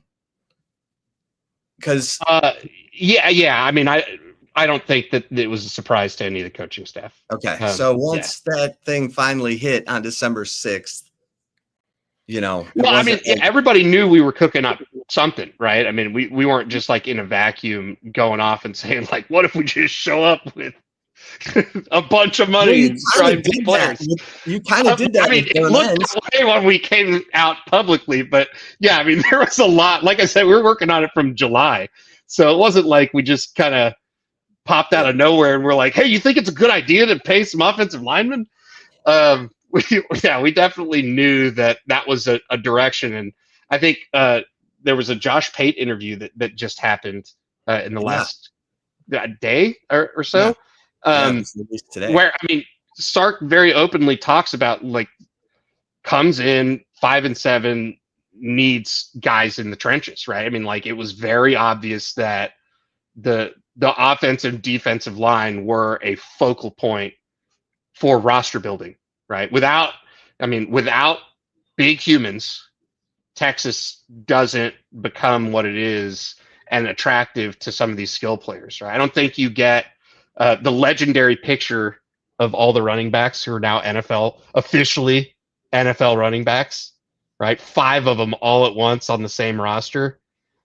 And then that is just continuing on, right? I mean, it's just, how do you get guys to really come to Texas and believe? It's like, well, these guys are going to be blowing them holes that are wide open. They think that they can come here and really make a difference and kind of build the skills to go to that next level. And then, you know, the skill positions, a lot of it opens up when you have a really strong run game because you've got a really great offensive line. Then you get your skill players involved out on the edges. And now you can do all kinds of stuff, and then speed kills. And so like when you see the progression of how the roster was built and how it was very intentionally built, the way it was, and how there was step 1, step 2, step 3, and how they all kind of now look harmonious when we go and we look out on the field. And, you know, Texas is going to field the saltiest defense again. I don't think that Texas intends to take steps back. You see that with returning leadership on the team. You see that with some of these young guys who were just him, right? Like that's a real thing that they also focused on. And then you saw this year, like there were some concerns on the defensive line potentially, and they said, hey, we want to feel a lot better about where we are. And then they went and made it happen. Yeah, that was big. Yeah. But that's a lot better than having the concern of like, we don't know what we're going to do with our secondary. Right. We have no idea what's going on in the corners. Yeah. The linebackers. Oh my God. Right. Like we got a good outside one, but not a good inside. Like those problems are, you know, there's depth there now. And now you're really worried about building out the depth and figuring out how you're going to go 16 games in a season, right? You're roster building for championship caliber teams instead of, hey, we actually need like a good linebacker. Like we need a great linebacker that fits in these scenarios. Yeah. Zay, you got one more? Yeah, Rick, when you see some of these other universities, specifically in the SEC, what do you see that they're doing that might be different from y'all and vice versa, to where you're like, oh, maybe we should try this, or, oh, they took that from us? Like, do you see anything like that going on, or you don't pay attention? No, they take all our good ideas and try and do them, and they just don't do them as good. Something like that. Yeah. Well, so Rick, you got the Horns Up weekend coming up a week from this weekend. Anything you want to share about that? I mean, I don't even know if that's invite only or. No, it's not invite. I mean, it's pricey. But I think there's. I looked actually today, and there's still some tables available. Like a couple of the two tops, and then a few seats left just for some individuals. I don't have the URL handy, but I can send it to you after we hop off here. But yeah, that should be a lot of fun. Super successful event last year that kind of really set the tone for the year. Really got to celebrate a lot of what had happened the year prior. Build a lot of excitement going into the season that was another semifinal appearance. And I think this is just gearing up for more of the same, right? Like, get really excited. There's also, I don't think you even have to go to the event. There's still some, I think I saw one of the things is, get on the field after the A&M game, or even some of the pregame stuff. That would be a pretty cool experience for you and a few people. And then all of that, right, obviously goes to funding NIL initiatives. Yeah, it's because that's kind of the premier fundraiser of the year.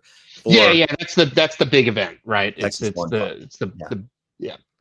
Well, man, we appreciate you jumping on, and every Texas fan should appreciate you for that Pancake Factory, because that was about as well timed and well executed and result oriented. I mean, we weren't out there throwing any pancake blocks. I mean, the guys did a great job. They threw a lot of those pancake blocks. Yeah, so it was great. Yeah, man. But, yeah, I mean, we're just so excited that it worked out the way that we like. I mean, it actually worked out better than we even envisioned.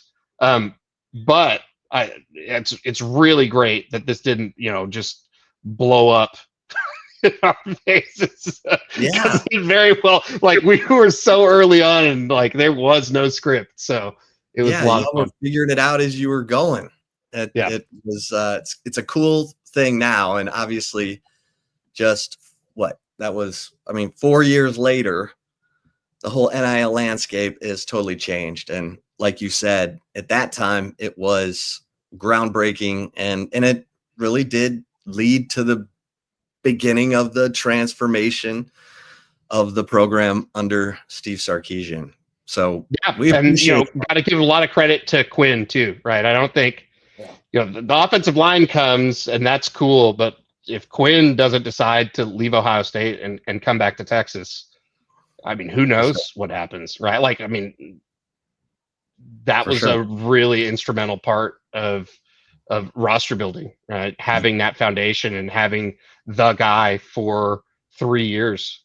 And so, yeah, it was big time. And here we go. They're going for it again. Ohio State, August 30th.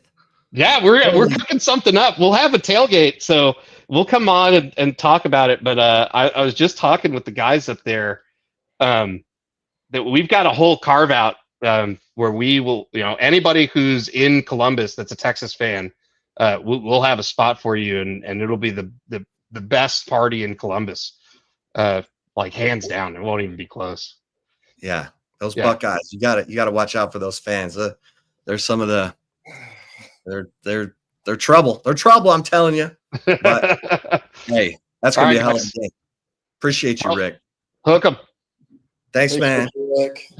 There he is, Rick Vasquez, one of the founders of the Pancake Factory. He and a handful of, Rob Blair, they formed Horns with Heart, and then they announced the Pancake Factory, and it was that divinely timed and well executed. So good to get Rick on and talk about that, because,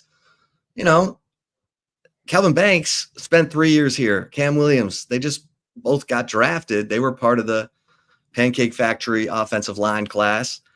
And you're going to have other starters this year. Neto Umazulu, Cole Hudson, you got Connor Robertson.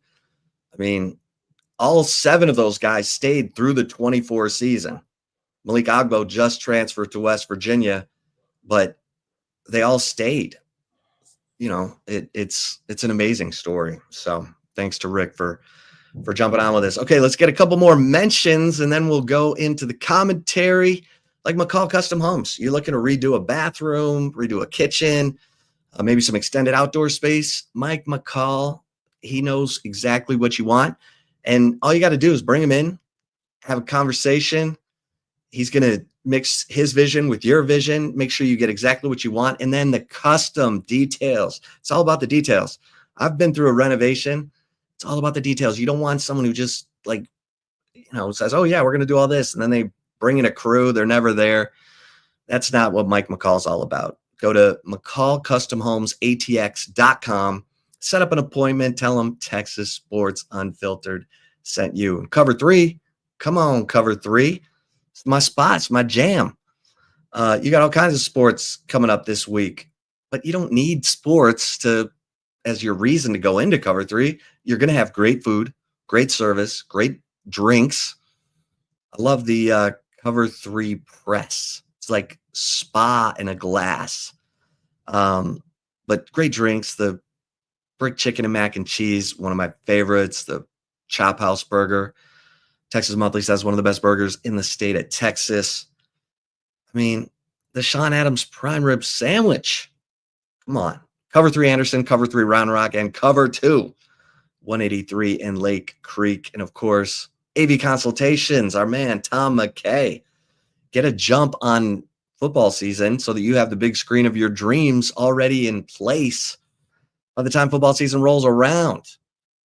You just call 255-8678, and Tom and his crew are going to bring everything to you. You don't need to be lugging big screen TVs around town, punching holes in your drywall. Just call Tom McKay, Audiovisual Consultations, 255-8678. Tom's put big screens into 3 different houses for me in Austin. Is the best. avconsultations.com for the website. All right, Zay, for the chip shot today, I will say this. Texas baseball last night got back on the horse, and our man Jonah Williams, 2 for 5, baby. Come on. Yeah, I know he's probably a little upset because he had the bases loaded a lot. Yeah. Those opportunities kind of, went in the crapper because he looked frustrated from that. But for him to come back and have those other 2 hits, 16 walks, good grief, Lamar. Woo. That's a lot. It's a lot. It's a lot. But that's what Jim Schlossnagle's known for in a way, like having patient guys when they step up in the box and making sure they get the right pitch. And if you don't get the right pitch and they're throwing it outside the zone, then, hey, go ahead and go to first base and next person up. That's what they did last night. Hopefully they got some swagger back. I saw on Twitter somebody was talking about there's a bug going around, or a flu bug, something like that going around for this Texas team. I don't know, but Ethan Mendoza, he didn't play yesterday. That was a little interesting. So hopefully that's nothing to really look into. But yeah, solid outing, good 8th inning, got the dub. Hopefully Casey Borba bomb. Yeah, Borba's had some big time. Yeah, he needed that. And the Binger was good. 3 1/3 innings. 1 run on 4 hits, a couple of strikeouts. Ethan Walker was good. I thought Cody Howard was good, and Hudson Hamilton. So you're developing your pitching, and that's key, because you're going to you might have another weekend, or hell, the regional, the super regional, the regional is the hardest on your pitching, unless you are in the winner's bracket all the way through. But you got to have depth of pitching, and there's pretty good chance Texas will not being as hostile of an environment as Fayetteville, Arkansas again this season, because you're probably going to host the regional, you're probably going to host the super regional. Then you go to Omaha, and then it's fans from 8 different fan bases. So Texas has been through the most hostile, I don't know, Hoover. I'm sure Texas won't be. Yeah. But still, those fans are mostly cheering for good baseball. Now, they might be going like, to Norman, right? yeah, they're going to Norman. It ain't Arkansas, but Yeah, they don't have the horses that Arkansas has. yeah. Arkansas, like those pitchers were on fire, and that's kind of what Dave Van Horn was expecting all year. And that's great for Dave Van Horn because his team looks like they're perking up and coming into shape. They still got to play LSU and Tennessee, so it's gonna be fun. But yeah, Texas baseball got back on the winning track. The 3-run bomb by Casey Borba in the 8th helped break it open because it was a 3-2 game into the 6th. So I told you it was going to be tough sledding, but Casey Borba said, "Hey, hold my beer." So Texas baseball will take on Florida on Friday. All right, let's get to the right call. Let's get it. Before that, though, shout out to Leaf Landscape Supply, full service wholesale and retail plant nursery and landscape supplier here in the ATX, and they are the best. Both of their locations are amazing. If you're down south, go visit them off of 290 in Monterey Oaks. If you're up north, go visit them off of Pond Springs Road. Whether it's large quantities of supplies to fulfill any landscaping job, trendy house plants, a collection of specialty plants and rare plants, Leaf Landscape Supply is your one-stop shop for everything you need. So check out their website to see what they have to offer. And that's a place where you could buy different types of tools, different types of palms, trees, vines, different types of bagged soil, bamboo, etc. All that and more, Leaf Landscape Supply has you covered. And remember, when you're in store and you make a purchase, let them know the crew at Texas Sports Unfiltered put you on, and you get 10% off. 10% off at Leaf Landscape Supply. And Covert BK, fully covert automotive dealership. They've been doing it in the greater Austin area for over 100 years and been doing it really well. Family owned and operated, and they have a high quality selection of new and pre-owned vehicles. Wifey and I got ourselves a Covert BK vehicle, and you can too. 7 terrific brands to choose from: Buick, GMC, Ram, Jeep, Dodge, Chrysler, and Cadillac. Go to covertbk.com to see all the latest specials and inventory. Nobody beats a Covert deal. Not now, not ever. Damn, y'all really going in on Cam Rising, man. Let him live. Let him live. The dude was hurt his whole career. Had to retire because he's always hurt. Like, that's sad, man. I feel bad for Cam Rising. Even though he's 30, like, he just wanted to play football. He loved the game. He just wished he had a healthy career. Never did. Sad, man. It happens. It happens. It happens. So I hope, he should have his master's by now. So at least that's good. But go on LinkedIn and buy yourself a job, Cam Rising, because, yeah, that career's over, bruh. But, yeah, y'all really going in on him. John, CB, let him live. But anyway, so we talked a little bit. CB's backing him up. Okay. CB's like, hey, some other people were like, oh, he didn't do anything. John was like, he didn't do anything. And CB said, hey, he won 2 Pac-12 championships. See? At Utah. Give the man a little love. Give him a little love. He deserves that. Little. Yeah. Former Longhorn. That's right. Got tired of waiting on Sam Ellinger. Damn, So? He's in college for a long time. Got tired of waiting for Sam Ehlinger. Is crazy in 2025. That is absolutely insane to say. But that's Cameron Rising's career in a nutshell.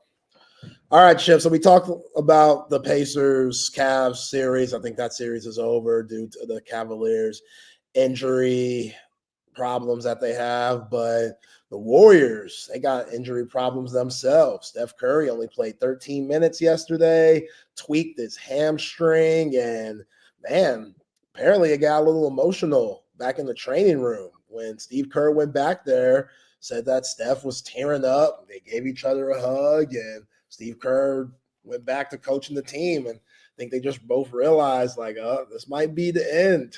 Hopefully Steph could come back in the playoffs, but I thought the game last night with Steph being out, the Warriors needed that game. I don't know if they're going to win another because now you know that he's not going to be available. You're hearing rumblings about him possibly coming back for game 6 or 7 if those games happen.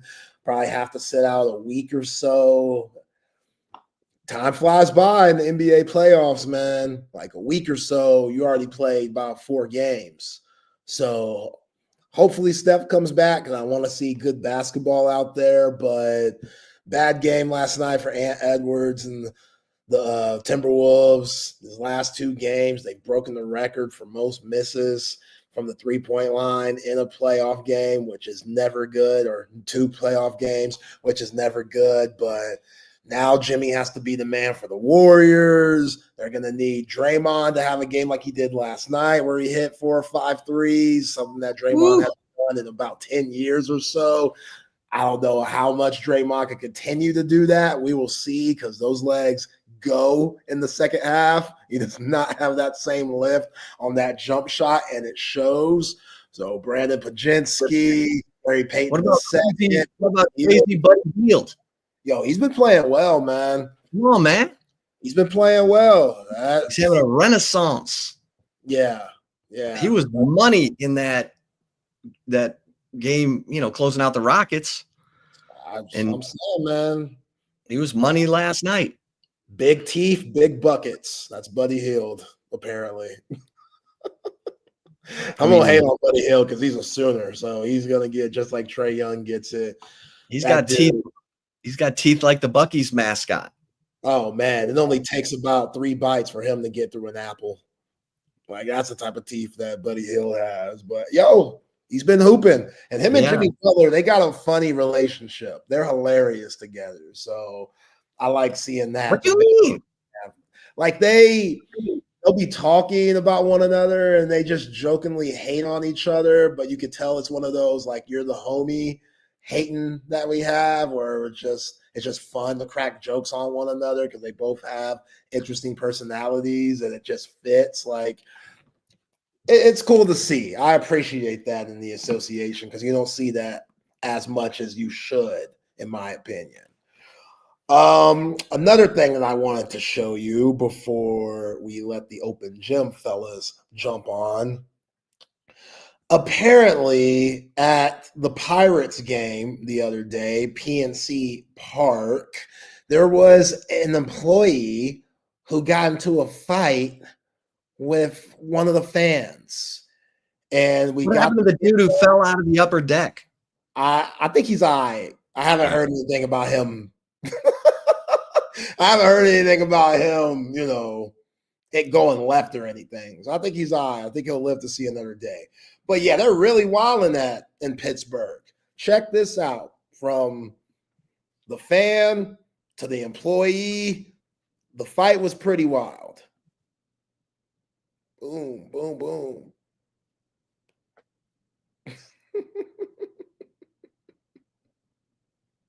What are we doing? That guy's still there? Yo, he brought out the belt. That's the best. He took off the belt and whooped him with it. And the other guy's buddies are just standing there watching his buddy get whooped. Yeah. Like, I'm not going viral because my friend's an idiot. And you can see someone spit on him too. That's a no-no.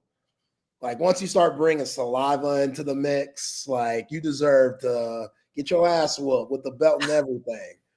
Like, but man, I didn't know Pittsburgh was that wild. Like, I thought they were just about their fries and their sandwiches, and they kept things mellow. Like, you got guys falling out of the stands, fans fighting, employees. Like, what's going on in Pittsburgh, man? Falling apart, man. The Steelers haven't won enough. I guess not. Steelers fans are tired of Mike Tomlin. Guys never had a losing season.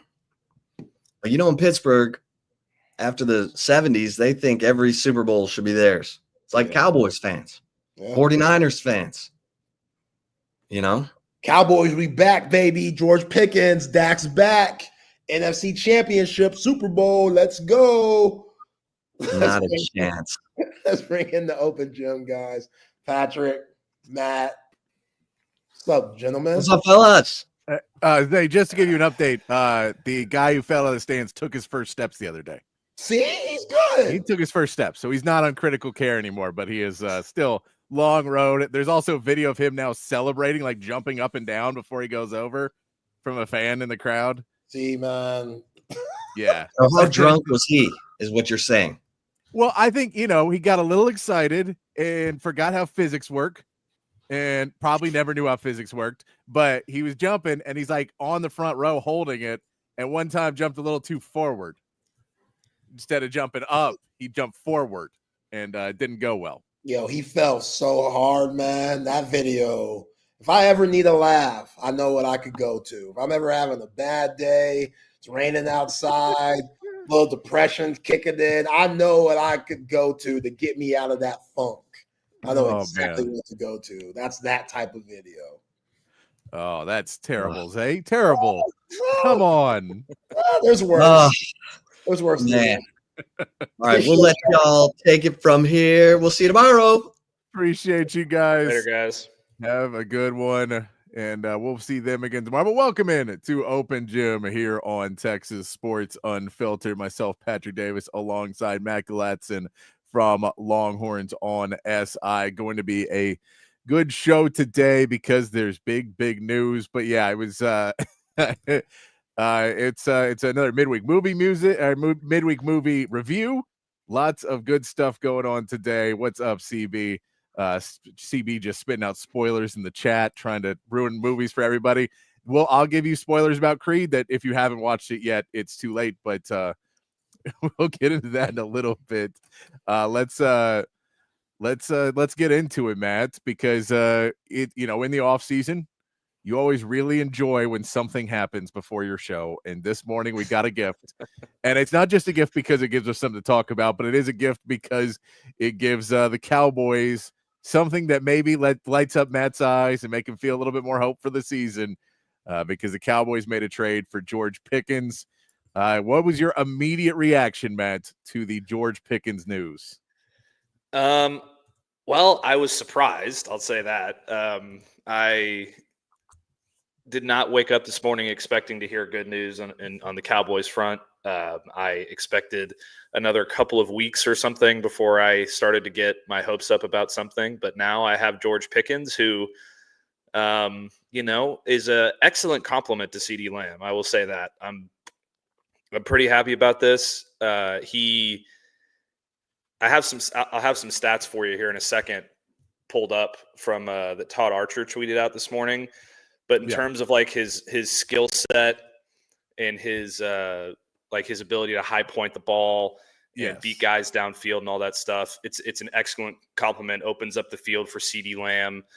A couple of these stats that I have pulled up that are pretty interesting is George Pickens is the only player in the NFL who averaged at least 16 yards per reception and had at least 2,000 yards receiving in the last 3 seasons, which is unbelievable considering all the good receivers that we have out there.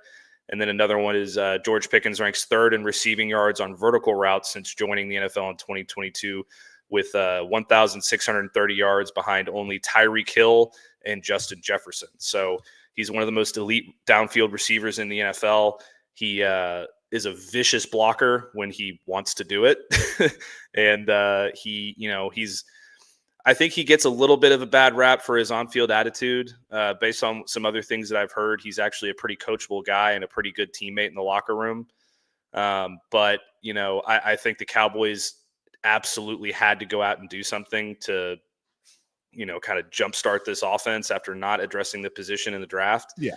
They did exactly that. And, you know, I feel a whole lot better about the Cowboys today as opposed to how I felt earlier in this week when we were giving our predictions and stuff. So that's good. That's good. Good day for Matt, Patrick. So there's a couple of different takes on this that I've seen or that I've put up and I've gone through in the day. We'll start with John though over there in the chat that says Jerry traded for a head case. Even more shameless Dallas drama. So there's a reason. There's two different sides of this. Yes, he did. Now there is a part of it that this is a 1-year rental that could turn into a long-term deal. He's at the end of his rookie contract. They've already basically come out and said, you're not first in line. We're not expected to extend you. We're going to let you play out your rookie contract. We're not even having that discussion right now because we want to see how this works. So that's for one, that if it is completely just unmanageable and he is worse than we thought and the Steelers were keeping it under wraps, how bad he was, that's one thing. First of all, you don't get him for the price you paid if he is a model citizen and everybody's happy and he's a leader in the locker room. You just don't get him for that. He's not available, first of all. And then second of all, you're going to have to pay a higher price. But I think for Dallas, the difference between the Steelers and Dallas, and this is a detriment to Dallas, but it is what it is. The Steelers, everything that comes out about the people in Pittsburgh is leaks, and it's people coming out, and you're being told very much do not talk to anybody else. So there is a bit more steam that builds because there is a lid over the top of Pittsburgh, and there is no lid on Dallas. Jerry Jones is like, go on Micah's podcast. Go talk to everybody. Just make sure you wear the star when you do it. Just make sure that they know that you're a Dallas Cowboy, and I don't really care what you go out and get in trouble because I want you to be on TV. I want the Cowboys to be on TV and in the news as much as possible. So I don't want you to get in trouble with the law. But if you're just being an idiot, I've got 30 of them. I've always had them. That's what I specialize in. So I don't think it's necessarily going to be as bad as in Pittsburgh, where in Pittsburgh, it's Mike Tomlin's ship. Nothing's supposed to get out. What happens in that locker room stays in that locker room. He doesn't like, that's why he gets pissed when people have the videos out. And that's why they're taking the videos, is because they're consistently told nothing gets out. Jerry Jones puts in windows. Mike Tomlin says no video. Jerry Jones puts in windows. That is the difference between the two thinkings of these organizations. And for George Pickens, it may let him bloom a little bit more into, look, get it out of your system. And if you get mad, say a couple things to reporters after. We'll work through it. We're used to it. So I don't necessarily think it's going to be as bad as people think because it wasn't necessarily terrible in Pittsburgh. The big issue is, are you going to keep switching coaches every damn year? Because that's what he had. He had Matt Canada, who's one of the worst offensive coordinators to ever coach in the NFL. And then they switch it up, and he's like, I'm still not getting anything. You're not giving me a quarterback. I don't have a quarterback that I can trust. I don't have an offensive coordinator that I like. And I just got nothing. Brian Schottenheimer, for all reports, is a very likable guy. And so whether or not he's going to be good enough and whether or not that transcends over the season to make him better, I'm all about. But for his attitude, that's kind of the Cowboys' bag. Now, if you put him on a different team, I don't know. If you put him on a team that maybe wants to keep him quiet some more and really wants him to fall in line, then maybe that'll have more problems. I don't think they want him to fall in line. I think they're fine with him being whoever he wants to be. And so I think that it won't necessarily be as big of an issue as people are going to make it out to be. Yeah, I totally agree with you there. I also don't think that Brian Schottenheimer would have wanted this trade to begin with if he didn't think that this was a coachable guy that he could, kind of try to mold a little bit because he's been banging his hand on the table for those kind of players recently. I'm not saying that George Pickens is some awesome culture guy in the locker room or anything like that, but if he was really a problem, like a bad cancer problem, yeah, I don't think he'd be on the roster. Is he going to be a little loud? Is he going to talk? Whatever. Yeah. So does Micah. That's different. That's not, off the field issues. things like that. So that's one thing. I like that you mentioned that he's on a 1 year. He's finishing out his deal on his rookie contract. This is a low risk move. Absolutely low risk. You're not investing a bunch of money into this guy unless it works out. That's another positive here. And about the stats that I read you that are those elite downfield passing stats. Do you know who his quarterbacks have been in the last 3 years? I mean, I do, but that's not a good thing. Right. He's been able to put up those stats with Kenny Pickett, Russell Justin Wilson, Fields. and Justin Fields. Yeah. That's a Mason Rudolph maybe thrown in there too. Maybe a little bit. So if you put this guy on a team that has a quarterback who can actually place the ball well consistently, he has a very high upside. He's extremely athletic. He can win in the red zone. He has the talent to be a number one receiver. Is he going to be the number one receiver? No, that's CeeDee Lamb. That's obvious. No, but he's going to make you guard him like a number. You have to defend two number ones now, and that was the concern. It is, we need the Cowboys to find somebody to distract them away from CeeDee Lamb, and George Pickens does that wonderfully. We know that CeeDee Lamb was the main target. Now, both those guys are going to have to deal with some less targets. I saw a thing with Chad Johnson the other day talking about him calling up Hugh Jackson at 2:00 in the morning and just telling him he's open. So we get wide receivers are going to be that way, that they're going to get upset at times. And after games, I always put it to be, go play Madden as a player lock on a wide receiver. And just do that for one game, but play like 60-minute game, play the whole game. And you're not calling for the ball. You're just going, when you get open, they'll throw you the ball. And, maybe get 6 receptions in playing 60 minutes. And as a video game player, you will get livid upset. They run the ball. They don't throw your way. Someone else is open. They go to the tight end. You'll get upset. You're like, I get it. And I haven't traded my whole life for this. Just bought a game and I'm playing it online. I get why people get really upset when you're like, I'm out there getting beat up. My body's all torn up, everything I'm doing. And then at the end of the day, you throw me the ball, you throw the ball my way 3 times. I think I'm open 15 and you throw it to me 3-4 times. I'm going to get upset. But you go back to practice, you go back and watch game film and you go, okay, maybe I was really only open 9. I see you weren't looking my way. Let's work on that and get a better connection going. And you can get through that a lot quicker. Yeah, no, I totally agree. It's everything is going to be set up for this guy to succeed if he falls in line and doesn't expect, to get the ball 15 times a game. If he falls in line and accepts the role as the number 2 wide receiver, he's going to be great. He could be a Pro Bowl level player if he buys in and accepts the role. And to throw in, I think Dak will, John says, to think Dak will ever play a whole season ever again is very suspect. So he's going to get passion back up. Look, you can say that about every single quarterback in the NFL. Some guys are probably going to miss time. There's maybe 5 to 10 quarterbacks every year who stay healthy for the entire season. Now, if it's Dak getting another season-ending injury, then we're probably at the end of the Dak era if he misses and if he misses more than 10 games. Then it's like, all right, we're done. We can't. You're not going to be on the field anymore. Like, we can't do this anymore. If he plays 15, that's not that bad. Out of so you just kind of have to look at what the odds have been playing. I would say if I had an over/under, I'd probably put it at 14 games for Dak Prescott to start this year. He played 17 games in 2023. Yeah, so I'd put it at 14 just because people would bet against it. But I'd think you go 14 and take the over. Yeah, I mean he's had a season-ending injury He had a season-ending injury in 2020 and in 2024. He's played every game in almost every season except for 3 seasons over 9 years. So that's about the same as every other quarterback in the NFL.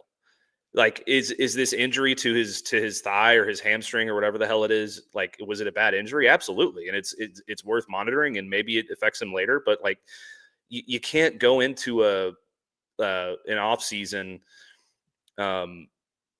just assuming that the guy you paid $60 million is not gonna play next year and is not gonna play a full season. That's what the Cowboys' plan is. That's what his plan is.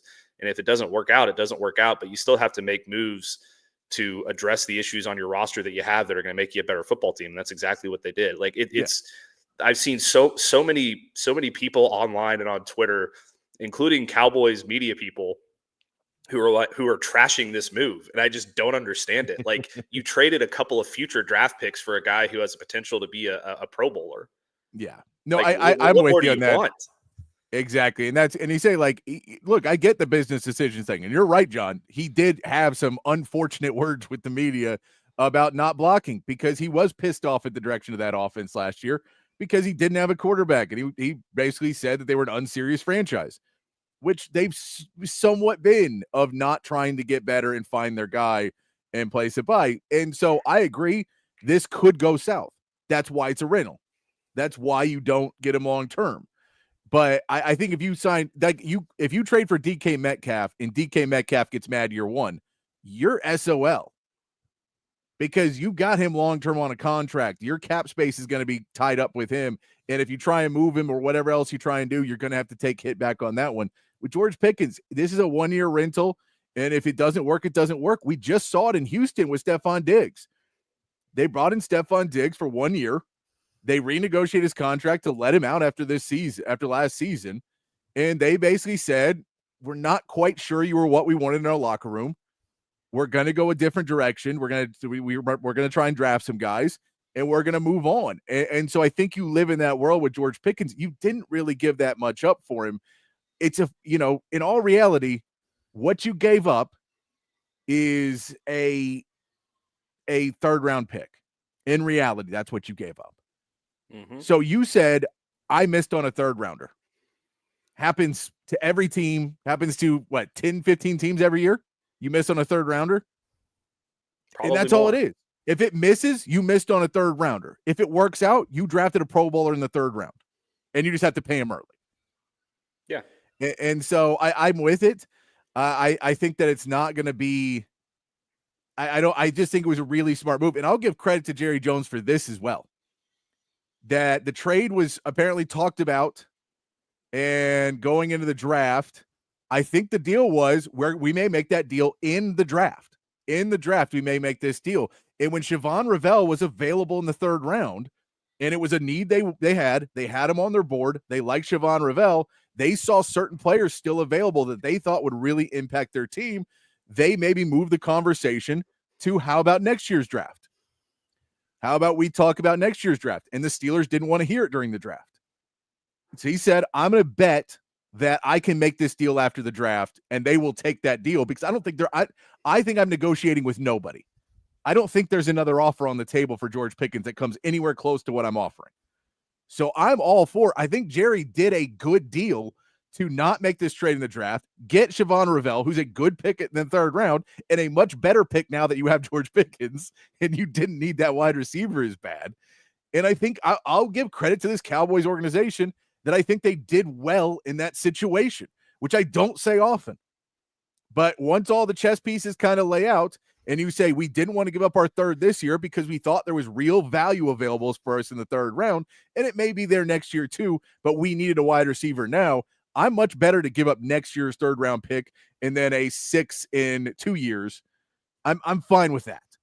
And I'll get back a fifth in 2, or give up a fifth in 2 years and get back a 6. I'm okay with that. But I needed the guy now, because we are going to make a push with Dak Prescott, and we have a lot of lingering questions. The Deron Bland question. Now there's kind of going to be a George Pickens question. But we need to know where Dak Prescott is after this season. And so we're going to try and put together the best team we can to see where Schottenheimer is, to see where Matt Eberflus is, to see where Dak Prescott, and we're actually going to make the moves. So I think it worked out well for the Dallas Cowboys. I think I'll give them credit. Yeah, no, I couldn't agree more with you, Patrick, honestly. And I see Jerry has been getting some praise for this as well. But our buddy Nick Harris from the Fort Worth Star-Telegram and in Texas Sports Unfiltered, he tweeted something today that was very interesting to me. He tweeted, I see some fans giving Jerry Jones a lot of credit on how the Cowboys attacked this offseason. This is after the Pickens trade. Yeah. while he is the head honcho at the end of the day, Stephen Jones has been taking on a bigger role this offseason, and it has been reflected in the team's moves, which, if you kind of read between the lines a little bit, sounds a hell of a lot like to me that this was Stephen Jones's trade. He made this happen, and he went to Dad and said, "Dad, I got this deal. We need to take it." And he said, "I trust you, son," and they did it. Oh, I can completely agree with that. Let me rephrase. I think they're both idiots most of the time, and I think they did well. I'm not giving either one of them more credit. So when I agree Jerry, with you there, because Jerry is the head of it, and Jerry is all encompassing of everything below Jerry. And once he's gone, it'll be Steven and everybody included below him. So I think they make a lot of bad decisions. I think last offseason was a mess, and I think they've done much better this offseason. And if that is letting Steven do more things, then good. Maybe that's a positive sign for the future. Keep in mind, if none of this works out and they're a 7-8 win team, Steven gets all the reins pulled out. They're never doing anything again. So I think that I think it was just value all around. We can talk about since John, you're on there, I will talk about the Steelers and where they're at real quick. That the Steelers, it was somewhat. And honestly, if you want to believe in the conspiracy, if you want to get up on the grassy knoll and sit there, this is an Aaron Rodgers decision. Aaron Rodgers didn't want to play with George Pickens. Aaron Rodgers is going to make the Steelers trade for Alan Lazard. And that will be their new number 2 is Alan Lazard. You will be back in there, and Aaron Rodgers, he's the one who didn't want. If you want to get on the grassy knoll, that's where it's at. We all know that the Steelers are planning on Aaron Rodgers being their quarterback as of right now. Like, that's plan A. And whether that happens or not, I don't know if Aaron Rodgers is playing, that's his plan A, but I know it's the Steelers' plan A. Their plan B is probably try and trade for Kirk Cousins. I don't think their plan A or plan B is to have Will Howard play as a starter. I don't think it's to have Mason Rudolph start. So I think that you had to get rid of George Pickens. You got back a third for him. You realize it's either now or at the trade deadline, but you have to get something done. Clearly, there was no one else negotiating or the trade would have happened before. So I think you got a decent value for a guy that did say some negative things last year, a guy that I think if he goes to some other franchises, maybe it doesn't make as much sense. If he's supposed to be the number 1 somewhere, I don't really know. If he's supposed to be the guy, I don't know if that works. If it works if it's another franchise that wants him to kind of sit down and shut up and play the role, I don't know if it works. But none of those things are for the Cowboys. They want him to come in and compete with CeeDee Lamb. They want him to be able to go out there and keep the star's name out in people's mouths. That's what they want. Mm-hmm.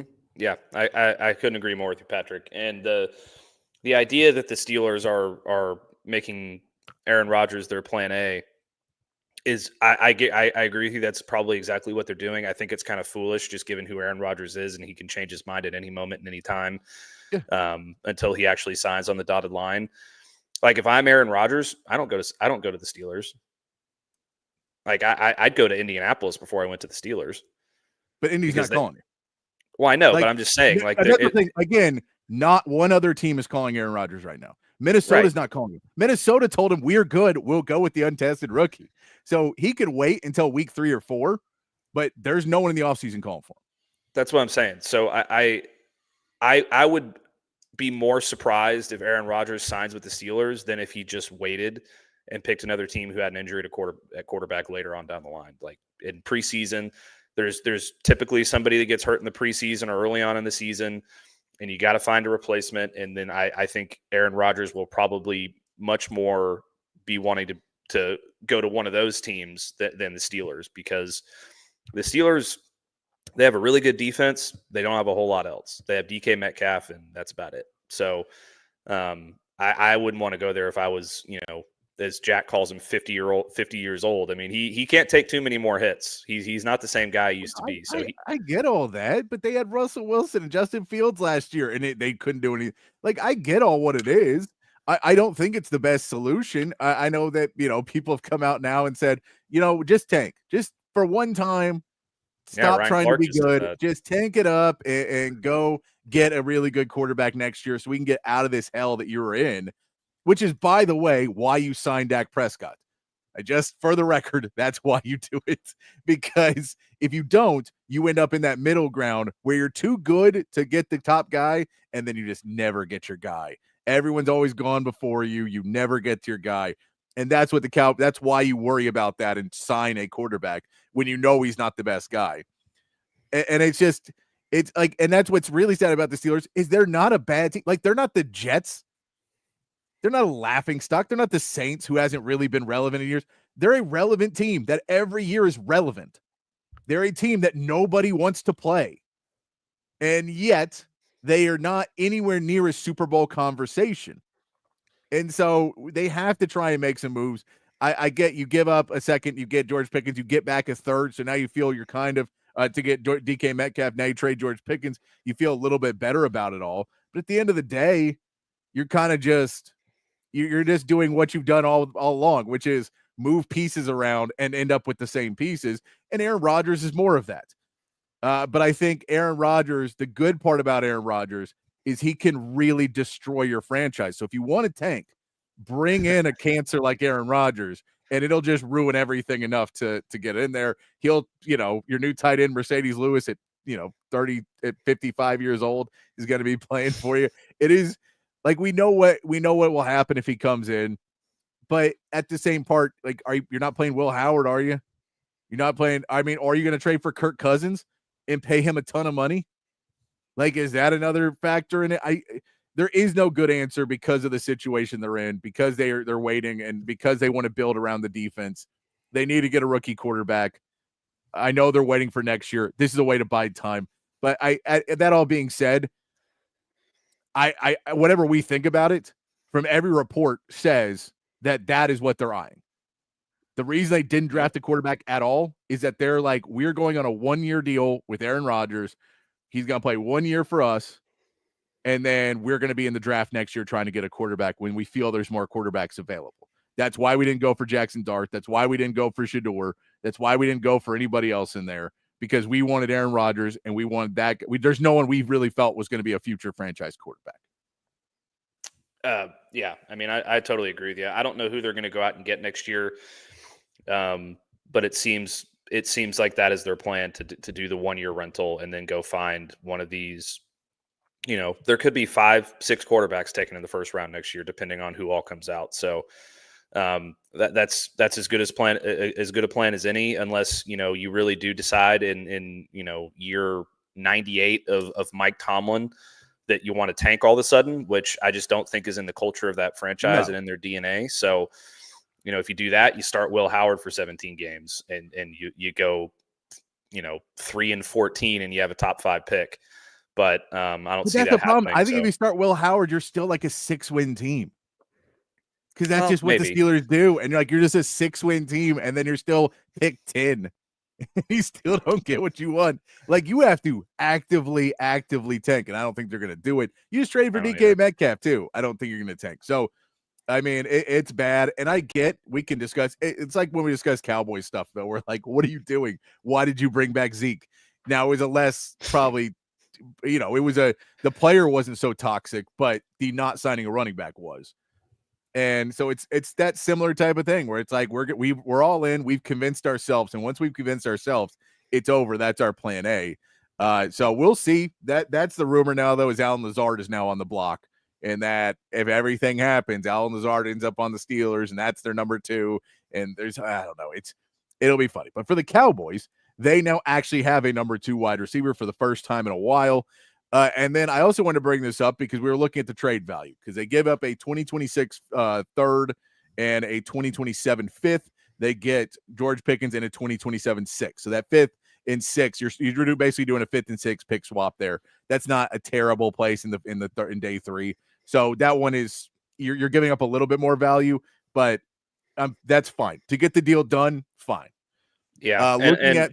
Go ahead. Just real quick, honestly, like, even that pick is probably going to be replaced for both teams by a compensatory pick anyway, so it doesn't really matter.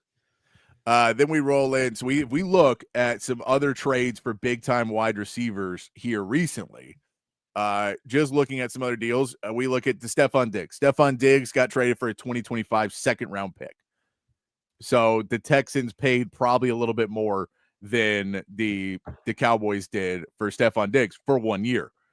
2022, Jaguars acquire Calvin Ridley. It's a 5th round pick and a 3rd round pick. So they give up a 3rd and a 5th to get Calvin Ridley, who's nearing the end of his career and was on the back end of his career. When the Cardinals got Marquise Brown from the Ravens, they gave up a 1st to get Marquise Brown back in 2022. A.J. Brown was a 1st and the 3rd. Tyreek Hill was a 1st, 2nd, a 4th, and a 4th and a 6th to get Tyreek Hill. Devontae Adams, when he went to the Raiders, was a 1st and 2nd round draft pick. Like these trades are pretty big that have come up in years past to get a guy who could be a wide receiver 1. And now some of those guys are going to be ahead of George Pickens.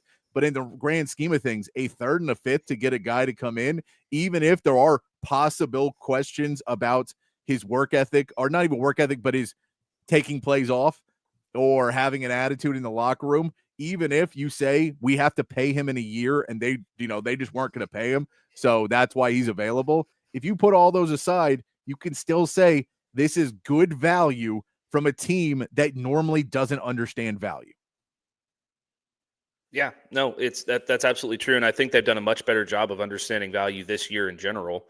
And this trade is just the best example of that. Like trading a 7th round pick for the linebacker from Tennessee was a great pick, or a great trade. Like you're not giving up much, and then you get a guy who can be your starting middle linebacker. They traded, I think, a 6th round pick for Collier, which is again great value. Like giving up late day 3 picks is nothing for a guy who's proven that he can be an elite player. Now, the 3rd round pick, like you said earlier, how many times have the Cowboys missed on a 2nd, 3rd, in every NFL team? How many times do they miss on a 2nd, 3rd, 4th round pick? Every single year, every team does it.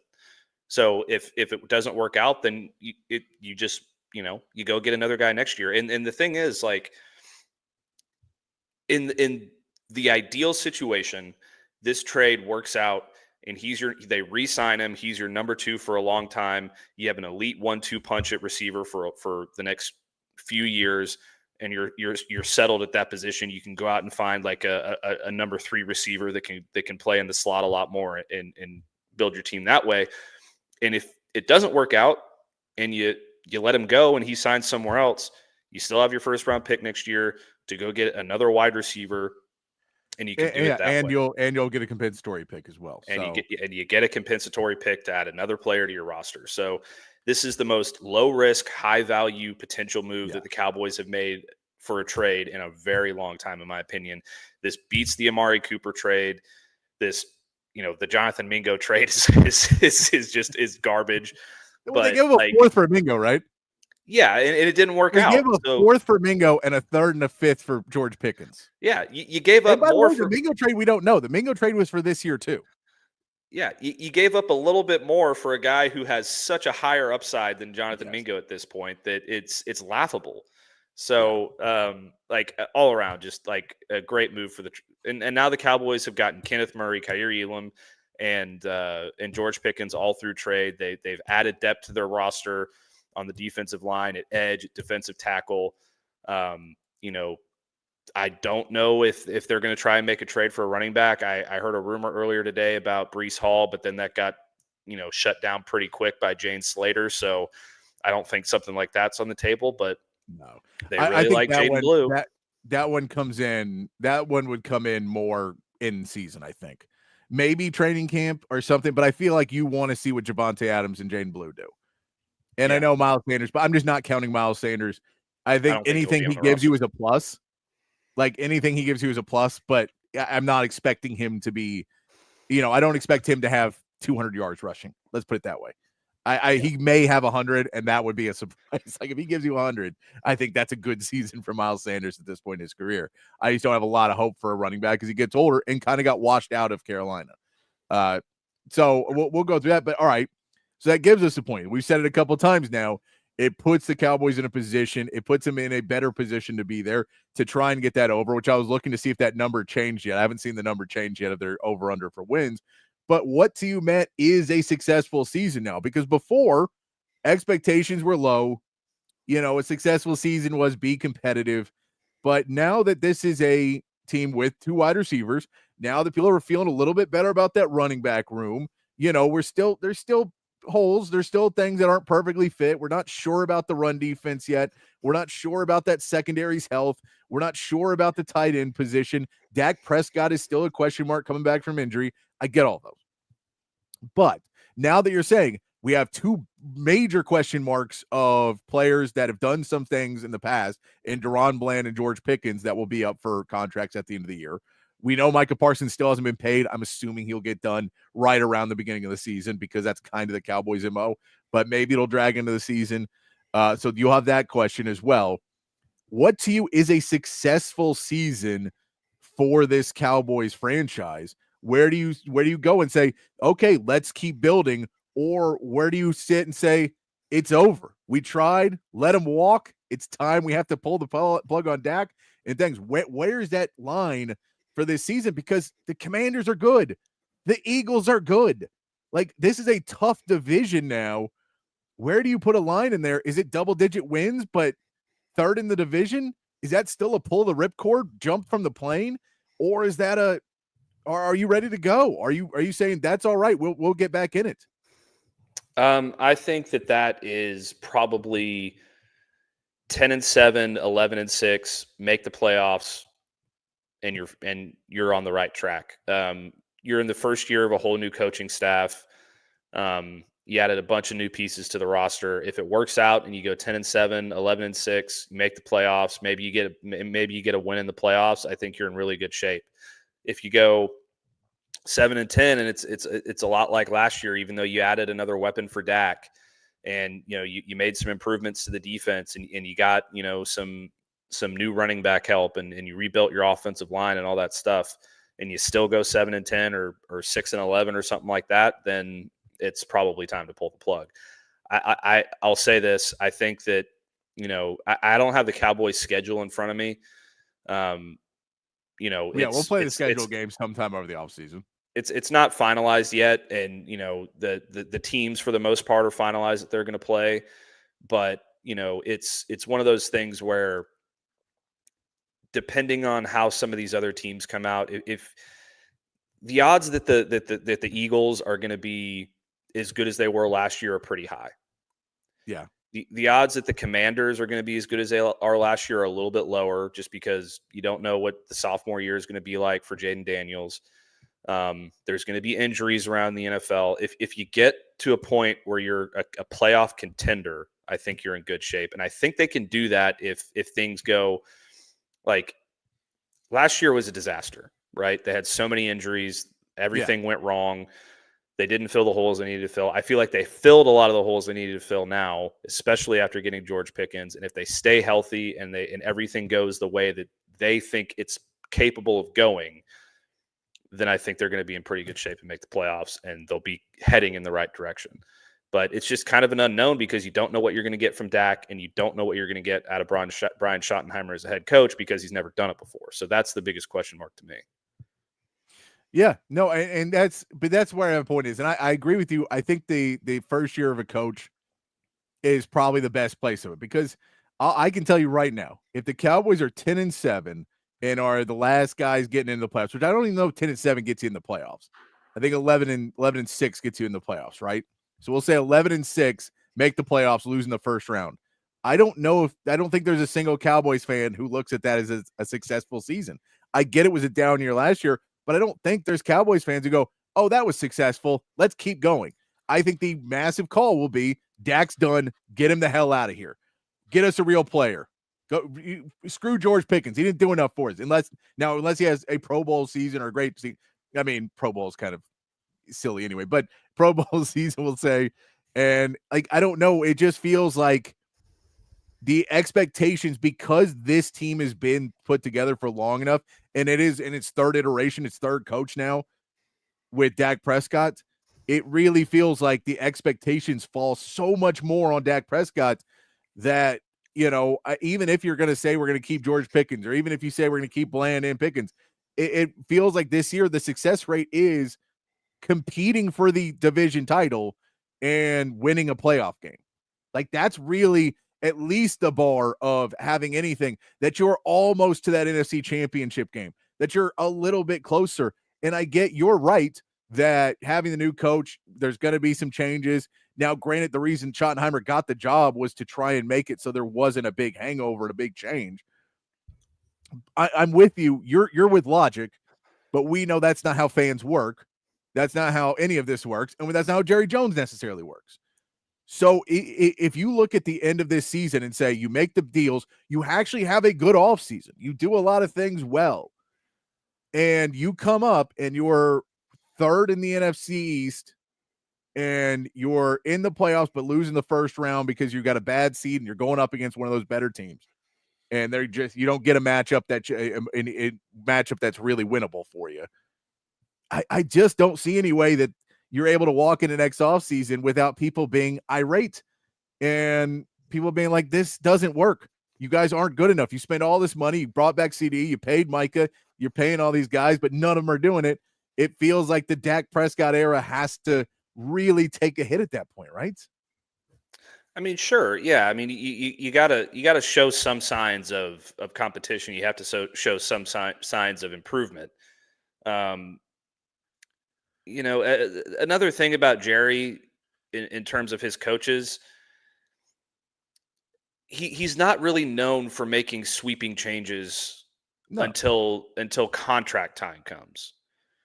Right. So even if Dak, he's got, I think, 2 years left on his deal. Yeah. It's like, or is it 3 years? I mean, they might be able to get out of it there a little bit easier. But if it's 2 years, then next year, I think 2026 is probably the year that you're looking at for all of these questions about moving on and doing those kinds of things, because Jerry's not known for making sweeping decisions until contract time comes. His big thing is deadlines make deals, right? So it's interesting to think about, but I if it's a disaster this year, then absolutely you have to make some sweeping changes, because you made so many changes this offseason, and if it's a disaster again, then you got to start over. But if they're competitive and they compete in the division and they win a playoff game, then that's signs of improvement. So I think you have to go forward with that. So Dak Prescott has 3 more years after this season on his deal. Okay. So and then 2028, you could probably get out. It would still have a pretty heavy dead cap on you to get out in 2028, but you're going to have a huge dead cap hit on you no matter when you let him go. But yeah, his cap hit next year is $74 million. So $50 million in 2025, 2026 is $74 million. Cap hit in 2027 is $68 million. And then in 2028, it's $78 million. Okay. So in that scenario, your quarterback is going to be Dak Prescott for 2025 and 2026, no matter what. Yeah. 2027, you could probably figure out a way to work a trade with a team who's desperate and maybe do something that way. 2028, you can get out of it and you can start over. But 2025 and 2026, Dak Prescott's your quarterback. There's nothing you can do about it. No, so, I mean, it feels that way. I just get the role of what a successful season is falls into. I don't think you can look at last season when you talk about successful seasons. I think you have to kind of wipe that one out and say, no, that was an injury year. We're just wiping that one out. So it falls back into, we expect to be a 12-win team, and we expect to be competing to get to the NFC Championship, not a Super Bowl. And so I get that the conference is harder now, but maybe this is why Stephen Jones is actually trying to add some pieces, because he realized that they were like, hey, man, we're not going to get to 10, much less 12. And we know we have Dak Prescott for a couple more years. So we have to make moves. We have to do something to try and play in the division that we're in, and in the conference we're in. The conference is winnable. Because the 49ers got hurt and the 49ers stumbled some. So depending on where they end up in this, you really look at the Eagles as the powerhouse team, and all it takes is one injury and that powerhouse is suddenly humbled. And so I think you're looking at it and saying, we just need the opportunity to get in there, and maybe something goes wrong. Maybe Jalen Hurts has a bad year, whatever could happen to get the Cowboys a chance. But for me, that expectations, of where people say everything worked and this was a good offseason is 12 wins and a playoff win. That for me is the expectations for this Cowboys team. If you want to say they're an actual competitive football team. I think that's fair. And I took a brief glance at the Cowboys schedule. I'm not going to go through every single game. Yeah. But if you split with Washington, you sweep the Giants like you typically do. You beat the Vikings, you beat the Cardinals. You got 3 teams that are away games that you should win. If you just go through it and you pick through it real quick, you find 10 wins on that schedule easy. Yeah. And then there's a couple games in there that could go either way. There's a couple games I don't think they have a chance of winning, like against the Chiefs and probably the Packers. But outside of that, 15 of their 17 games are winnable. Or maybe I don't know if they could beat the Eagles. So hey, let's put it this way. I'll say Chiefs. Chiefs are hard. Chiefs are hard because they just are really, really good, and they're good at winning late games. Games that go late. The Packers, though, I think that one falls into what's your running back. Like a lot of this falls into if the running back core works, if Jaden Blue plays at a higher level, which I know is going to be hard in year one, but if Javonte Williams and Jaden Blue can be real running backs for you, 12 wins is not out of the question at all. No, not if they at all. Can't, 10 wins becomes difficult.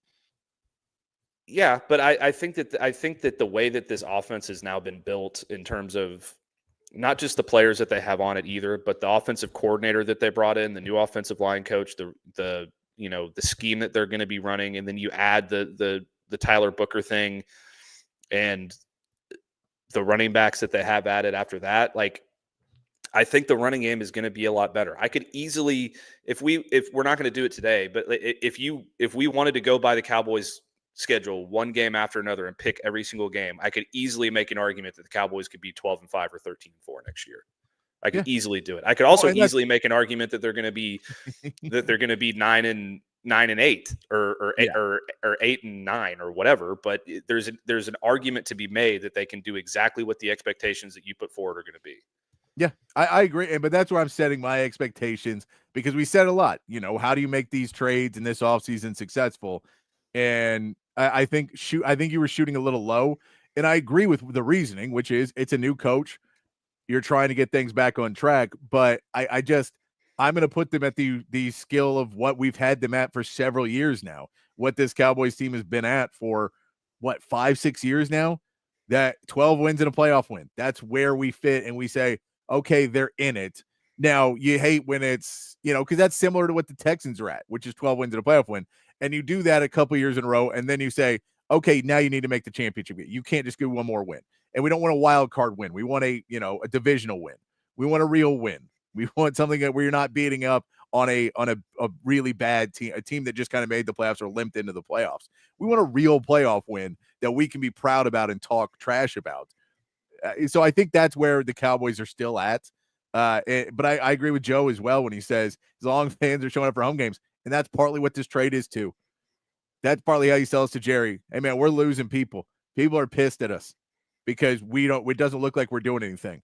So let's go out, make a big old trade, and it's going to put some fans back in seats. And people are either going to be yelling at George Pickens or yelling for George Pickens, but they're going to be yelling because it's going to get some people back in the chairs. Yeah, and I think that the Joe's point about the NFC Championship game. I think that if Dak Prescott doesn't get the Dallas Cowboys to the NFC Championship by the end of the 2027 season, he's gone. But I think that you have that long with Dak Prescott to figure it out. If he doesn't get you there by that time, he's not playing in Dallas in 2028. That's just my own opinion. I don't have any information on that or anything like that. Yeah, you can't have that. That's 2 years out. No one knows where we're going to be. And again, the salary cap stuff always matters as well, because if the salary cap keeps jumping and you get an astronomical boost because of some TV deal or something like that, then it makes it easier to get rid of Dak. Or it makes it easier to keep Dak, or it makes it easier to get another quarterback. But yeah, those numbers matter because, taking on if you get rid of him after 2027, so you go 2025, 2026, you're probably paying like $70-80 million in dead cap that season. So you're paying his contract. You're still hurting pretty bad for a couple of years for letting him go. So that'll make it, you have to rebuild at that point. And who knows? It also depends on Jerry's health, which is weird to say, but it's true. that, is Jerry going to want to go into more of a rebuild if they don't have the next quarterback? Maybe if Joe Milton tears it up, gets a guy. I mean, hell, they tried Trey Lance to try and do it. Joe Milton's another guy. They're going to try and see if he can go supplant him, and then they'll go, okay, we're fine. Now we can let you go and have the dead cap or trade you off and take some dead cap because we have a quarterback that's under rookie contract. But they just need to have somebody on a rookie contract. You know what's funny? Go Just real quick, is the Cowboys spent, what was it, a 6th round or a 7th round pick for Joe Milton? There was something in there. Or seventh, I think. It was 7th round pick. They used a 7th round pick on a quarterback who is, in my opinion, a better quarterback than the ones the Saints drafted in the 2nd round. So do with that what you will. Joe Milton is very much a polarizing figure at quarterback. So it's people are on either like he has a really high upside, or they think there's no chance he'll ever be able to play in the NFL any long-term time. So that's more of a shot at Tyler Shuck for me than anything else, to be honest. Oh, I get that, but Tyler Shuck is like supposed to be the ultimate floor guy, a guy that you don't think is ever going to be great, but you're like, but his worst day is like 2 interceptions. His worst day is not 6. And there's a lot of quarterbacks whose worst day is 6 interceptions. Pull him out of the game. Cut him. He's dying out there. Like he's horrible. And I think Tyler Shuck is like, no, he'll just make smarter plays. He'll just go like he's more of that Matt Leinart, where you're like, what happened with Tyler Shuck? He's like, he's turned into a check down machine. Like he's not throwing a lot of picks. He's just a check down machine. So he's not killing you, but he's not going to win any games. And I think that's where they sit with Tyler Shuck. Whereas Joe Milton, they're like, Joe Milton's going to try and fit into some pockets. Joe Milton could throw 19 interceptions in a game, and he is going right at that defense again. Yeah. So, but I'm with you. I think it's an exciting day because this feels like a good move for the Cowboys on multiple fronts, and it's going to be exciting to see what they're able to do. Let's take a quick break. We come back, we'll get into our midweek movie review. We watched Creed this week, so we're going to come back and talk some about Creed. I want to get into the NBA playoffs a little bit. Tyrese Halliburton making a legacy right now. Some more fun basketball. Enjoyed it last night, so we'll get into that. There was also a Greg McElroy top running back list that came out. Some of the best jobs came out as well. We'll get into all of that as we keep this show rolling along here in hour 2 of Open Gym here on Texas Sports Unfiltered. It's myself, Patrick Davis, alongside Matt Galatzan. We'll be right back after these messages. The best sports bar in Austin, Texas, USA, America is Cover 3. They've got everything you're looking for in a great sports bar. TVs everywhere, so there's not a bad seat in the house, and they've got the right games on. You're not going to have to ask the bartenders, the waitresses, the waiters for the game that you want to watch. They know the games that you want to watch, and the food. My goodness, that's what separates Cover 3 from the other sports bars out there. An upscale menu with tons of great items. You got to try the Sean Adams prime rib sandwich. They've got the filet mignon. They've got the fish tacos. Of course, all of the sports bar classics like wings and nachos as well. Great burgers, great salads. I'm telling you, something for everyone. Of course, the full bar happy hour prices, the weekend brunch. You got to check them out. Anderson Lane, Round Rock, and San Antonio. And, of course, Cover 2, 183 and Lake Creek. It's Cover 3. Dining, spirits, sports. Hi, I'm Dan Covert with my wife Hayden. Welcome to Covert BK. Our newest location in the gorgeous Hill Country includes Buick, GMC, Cadillac, Chrysler, Dodge, Jeep, and Ram, and hundreds of pre-owned and certified vehicles for you to choose from. We have 3 service departments that are ready to take care of your car, truck, or SUV with 86 service bays to accommodate any repair and get you in and out quickly. Come visit us today to select the vehicle you've been dreaming about. Covert, born and raised in Austin. Shout out to Leaf Landscape Supply, a full service and wholesale and retail plant nursery and landscape supplier here in the ATX. They have 2 terrific locations. Y'all should check both of them out. If you're up north, hit up the one on Pond Springs Road. If you're down south, hit up the one off Monterey Oaks and 290. If you're looking for large quantities of supplies to fulfill any landscaping job, trendy house plants, a collection of specialty plants and rare plants, Leaf Landscape Supplies, your one-stop shop for everything you need. Go to their website at leaflandscapesupply.com so you can check it out before you get there what you want. And when you do get there and you're in the checkout line, let them know your boy Zay Collier put you on, the boys at Texas Sports Unfiltered, and you get 10% off. 10% off, can't beat that at Leaf Landscape Supply. Hi, this is Tom McKay, owner of Audiovisual Consultations. I got this, Dad.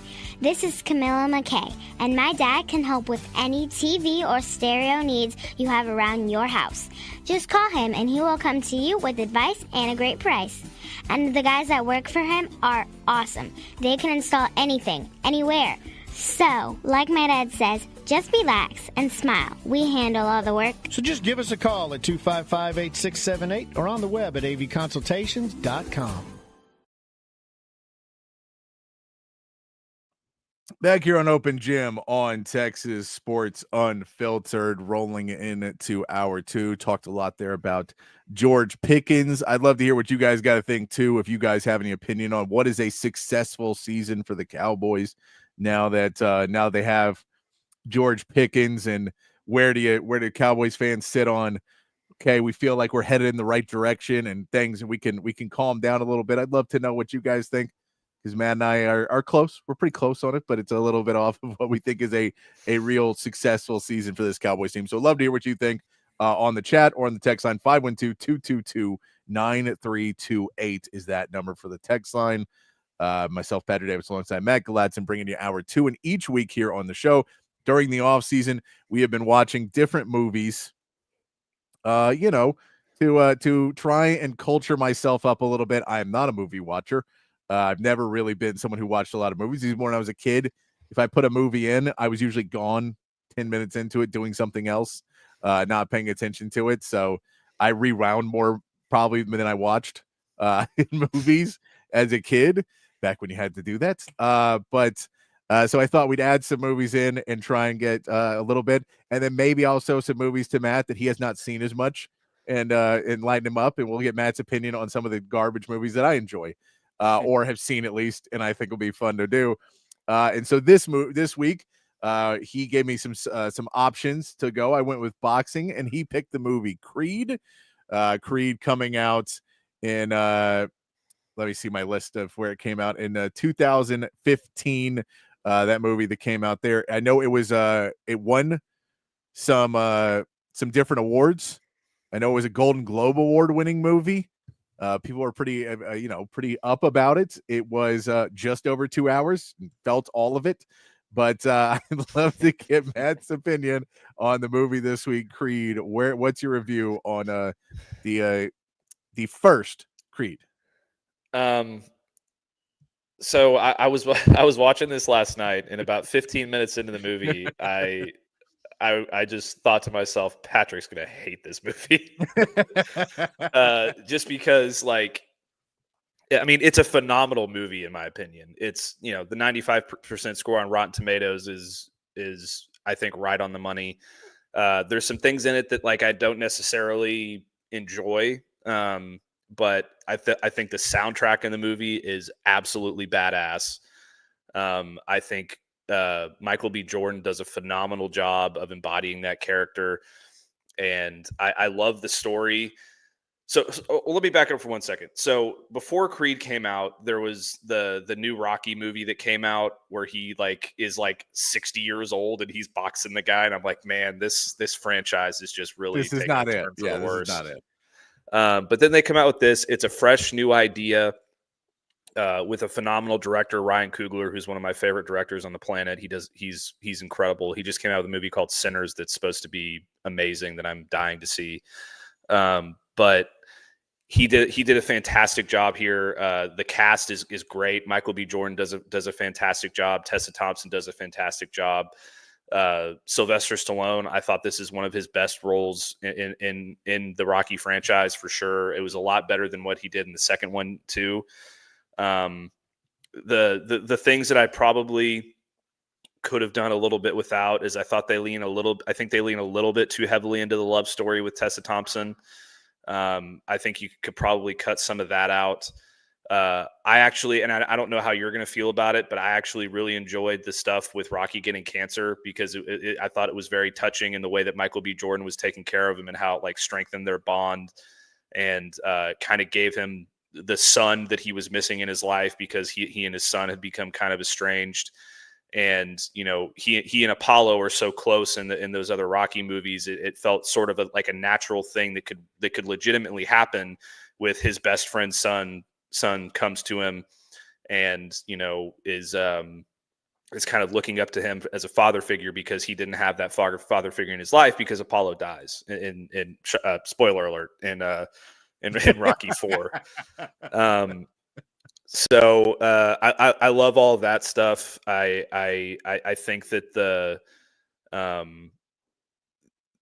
the idea that he you know, kind of has to work his way and work really hard to get the opportunity that he gets, and things kind of have to fall his way. Now, is it like necessarily the most realistic situation where, like, you know, he's a nobody and then all of a sudden because of his name he gets to fight the number one fighter in the world and compete for the heavyweight title? No.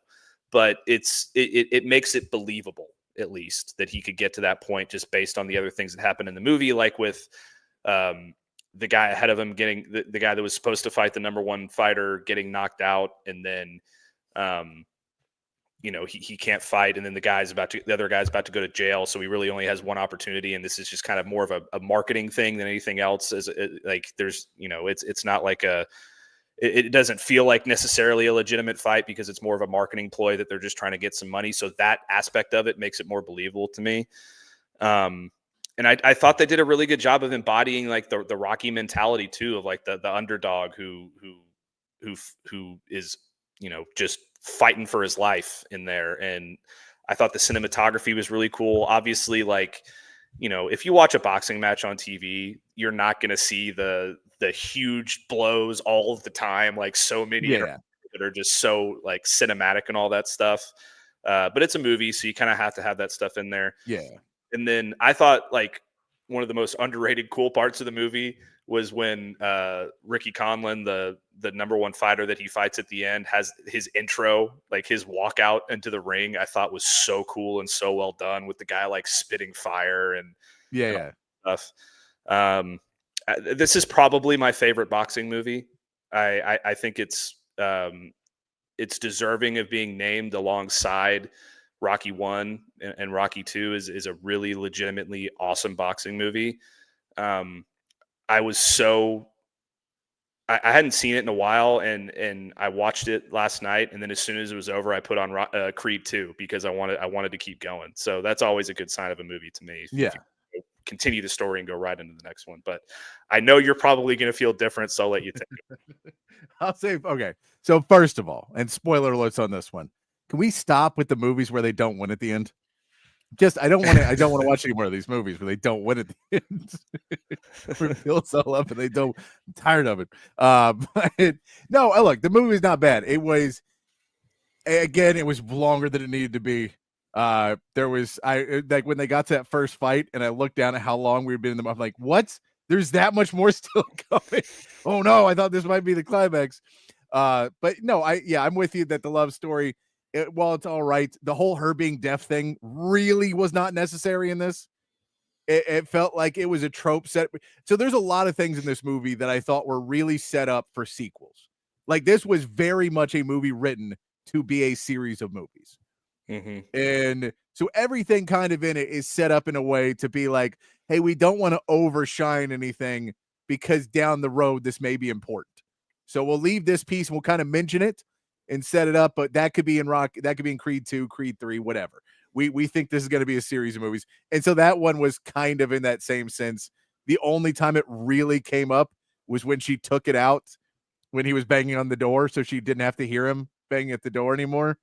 That was really the only time it really mattered.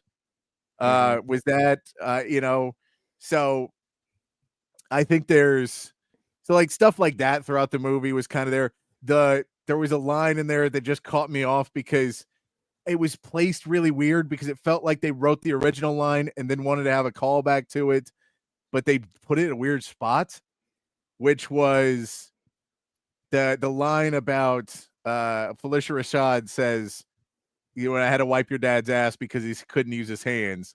And then he's about to do that first big fight. And he's like, cut my gloves off. He goes, I got to take a shit. And he goes, who are you? Are you going to wipe my ass? And I was like, I think we're trying to make a callback here. I think we're trying to play this. I don't quite get why we're doing it at this point in the movie, though, because we haven't gotten there. I think that was more of just like comedic timing. I don't think that was necessarily meant to be a callback. I think you can't say it twice in a movie and it not be a reference to the first time. Fair enough. One of those has to go if you're going to say it twice. But I think it was like, because this whole point, it's one of those movies where there's two. I mean, it's a movie about, the journey is better than the victory, and the journey is more important than the finish. And then family is all about who you pick and who you have around you. It's all the, good stuff. That's just, good movie making stuff. But yeah, it really felt like there was points of it where, how bad, when he comes in, I did appreciate they had him lose that first time when he fights the really good fighter. And you're like, oh, let's not like Jake Paul this thing and just let him be really amazing up front. And then just be like, no, he was just a really good boxer, just in the genes. Doesn't take work at all. I did think, it's not realistic, but at the same part, it's a movie. So I'm not over the moon about, or really upset about it being silly that he got that good that fast.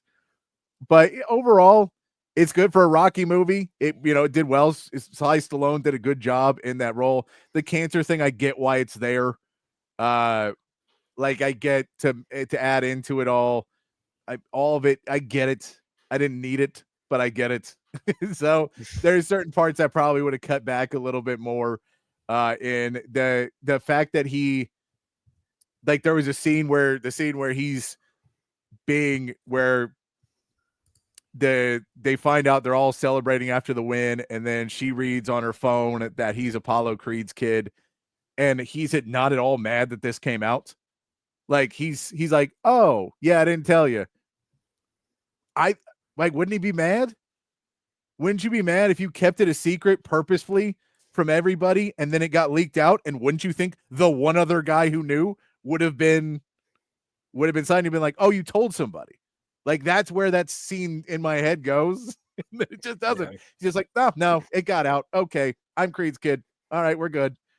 So, like, stuff like that, where it kind of just played off of, where he was really, really, a troubled youth, and he was really, had all this animosity towards his dad because he, it was an affair, and he never met him, to just be like, no, but I love him to death. I get you had a really good upbringing because, your mom came back and got you, your stepmom or whatever it would have been came back and got you. But it just felt like it kind of put some things in there and then took two sides of the coin. Overall, though, it was a good movie. I don't really have any desire to watch any more of the Creeds, but I think overall it was a good movie. Other than, when it came down at the end and you're like, oh, well, he's going to lose because they have to make Creed 2 and Creed 3 and Creed 4 and Creed 5 and Creed 6 and Creed 7. So they have to make all of those movies. And then, Rocky's kid is going to have a kid, and then that kid's going to come back.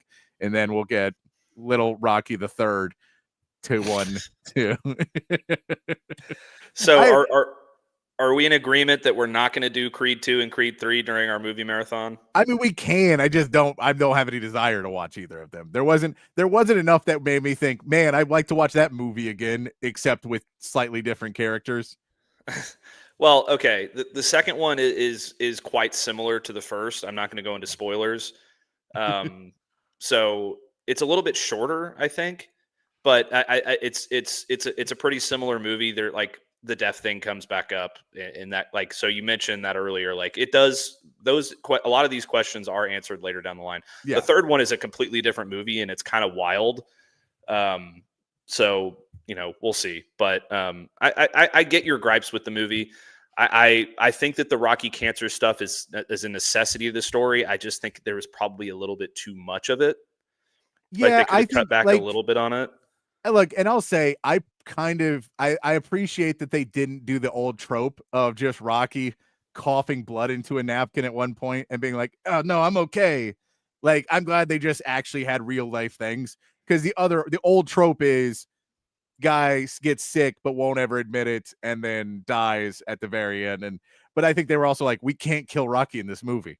We really need him to still be here because he's acting really good. So maybe they wrote it where he was originally, they had different outs for it. They're like, he's doing pretty good acting. We gotta keep him in this franchise for a while.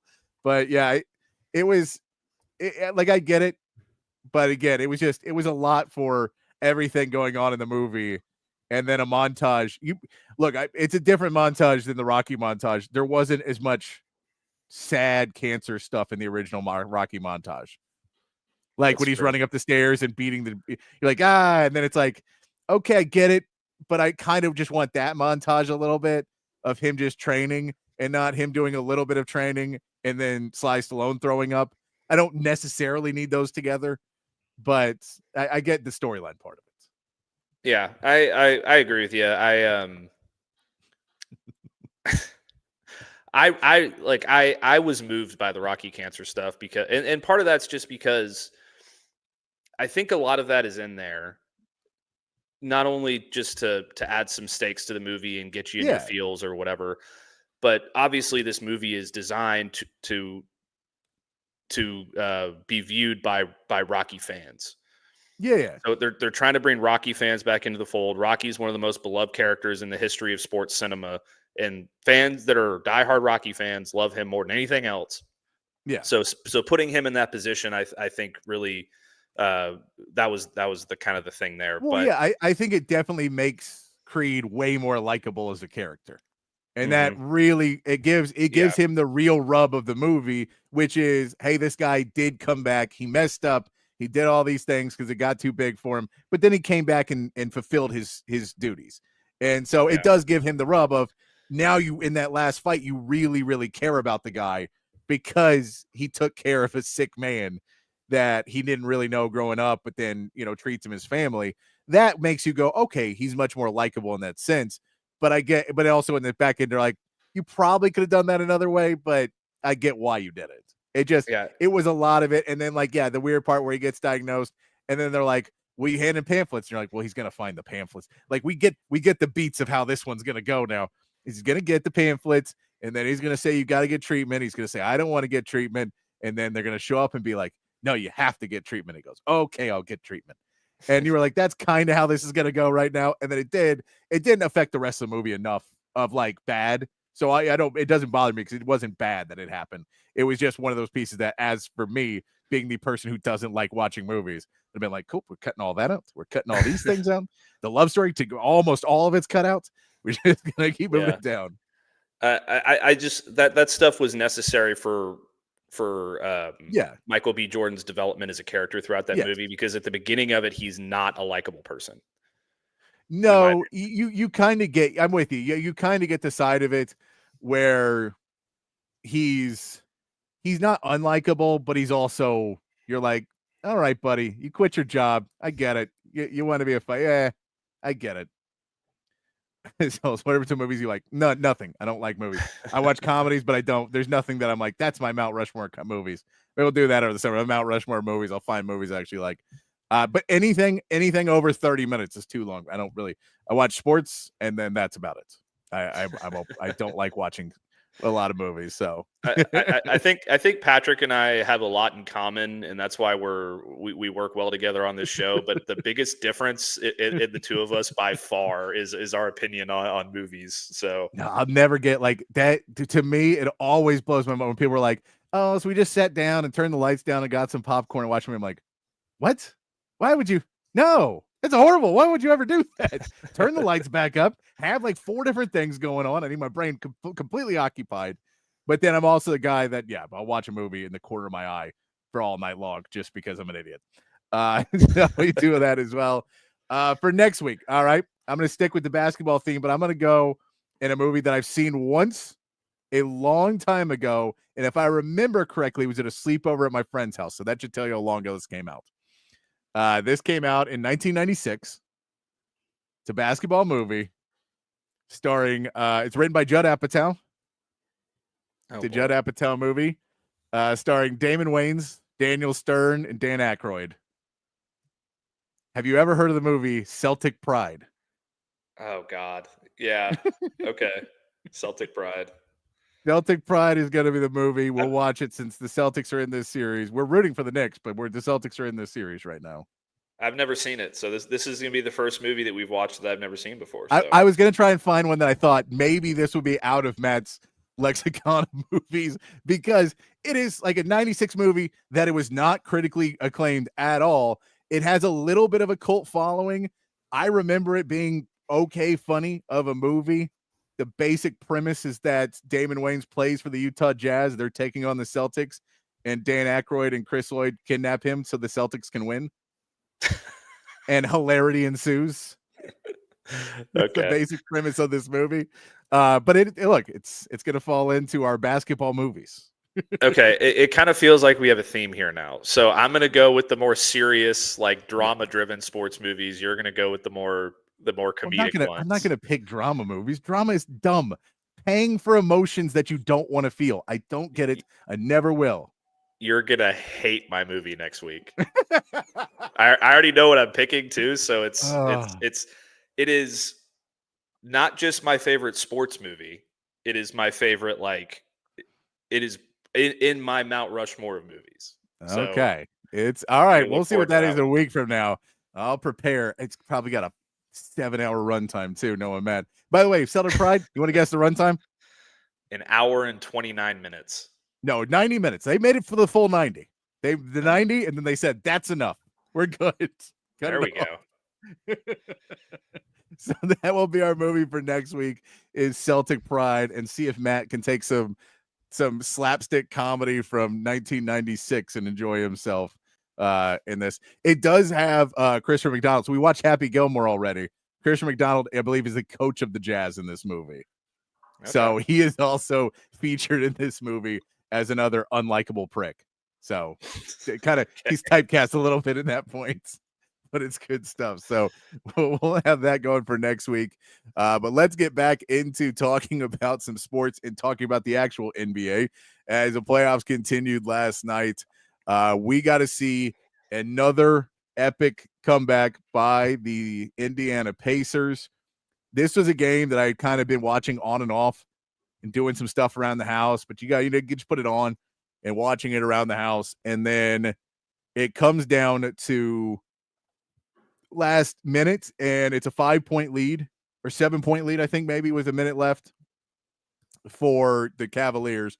You're like, okay, Cavs are going to wrap it up. This is a Cavs win, by the way, with Darius Garland out, with Evan Mobley out, and with DeAndre Hunter out. All those guys are out for this game. None of them made it, and they had still led basically all game long. It was in their hands. The Pacers put on the blitz, go for it real hard. They come back. They cut it down to a 3-point game. Cavs, all they got to do is come down and score. That's all you got to do is just come down and score. They turn the ball over. Tyrese Hunter comes down, goes for a layup, gets a foul call that is questionable. It's a questionable foul call, but it was into the zone, so they're going to call that most of the time. It's in the little bubble in the circle. He hits his first free throw, misses his second, gets his own rebound, dribbles back to the 3-point line, and then hits a 3 to take a 1-point lead with 1 second left. And the Cavs just throw up a 3 at the buzzer and lose the game. It is a devastating way to go down 0-2 in a series where you had the lead and you felt like you were going to survive all the injuries that you had built up, some which we don't know if they're going to be able to come back from in this series. Guys like Darius Garland with the toe injury, and I get guys like Stephen A. Smith are saying, just suck it up and play. You can't cut, you can't plant, you can't do anything with the toe injury if that amount of pain is making your knees buckle or anything else. I get it, those suck, but toe injuries suck in sports because everything is so vital to your balance and being able to cut. But this was a crazy win that this Pacers team just feels like they are on fire right now. Going back to Indy, if they're able to put a fight into this series and get a next win, and they can close this out in 4 or 5, because if the Cavs don't get healthy, if they can win one at home and close this out in 4 or 5 games, and this Knicks and Celtics series beats each other up and goes 7, it gives you a little bit of a chance. Gives you that outside chance that the Pacers may be able to do something. But a really fun game to watch last night. To just watch the last 2 minutes of the game was fun. Who turned the ball over for Cleveland at the end there? I can't tell you off the top of my head. I have to look. Was it Donovan Mitchell? It may be. I mean, he was doing everything. Yeah. I mean, that was it, because everybody else is hurt. So it was just him going crazy all game. Yeah. Donovan Mitchell had 48 points on 30 shots. You know, I don't know what else he could have done in that game and I was trashing Donovan Mitchell literally yesterday. He comes out and I guess he heard me, goes, 48 points on 30 shots. He played incredible, but just it was a Max Strus bad pass. Okay. With 27 seconds left. It's brutal. Like you hate to see that. Like, I would like for the Cavs to have won that game just to prove the doubters wrong with all those guys out. And Donovan Mitchell gave it everything he had, but it just wasn't enough at the end. They gave up that lead. But you look at what Indianapolis, what Indiana did. You had Naismith had 23 points. Miles Turner had 23 points. Tyrese Halliburton had 19 points. Nembhard had 13 points, 13 assists, 7 rebounds. I mean, it was just, and then Benedict Mothrin off the bench had 19. Like, they just had so many guys contributing, and it just seems like the ultimate Rick Carlisle basketball game to me for them. Like, everybody was contributing. They fought hard until the very end, and things just went their way.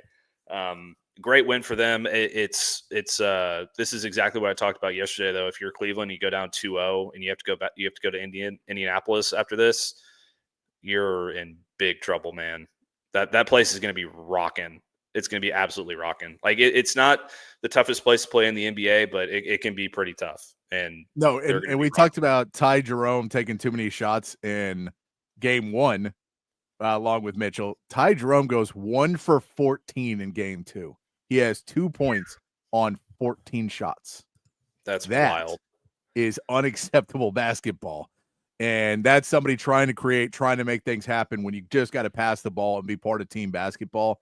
And I think you're seeing Kenny Atkinson watching this in year 1 with all the injuries, being like, trying to figure out what's going to work. And it's a tough road for a first-year head coach being stuck in a position where you have so many injuries. And Kenny Atkinson wins Coach of the Year, which we know that Kenny Atkinson was a guy that took the Hornets job and then turned it down basically when he showed up and realized how bad the franchise was run. He was like, never mind, don't want that.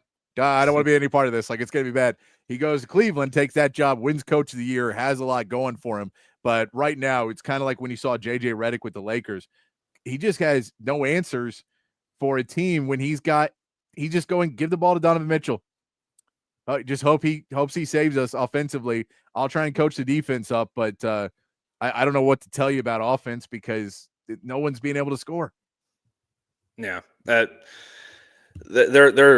in big trouble. If Darius Garland and Evan Mobley aren't back in game 3, I don't know what they're going to do, man. I don't think Donovan Mitchell has another 48-point game in him. I'll tell you that.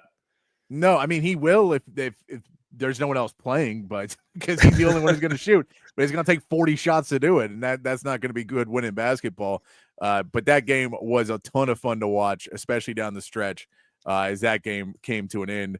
But then we also got to see another game that wasn't necessarily as fun of a game, but it was a big surprise, and it does give us the stats of this is the first time, I believe, ever that all road opponents won their first game of the second round in the NBA playoffs.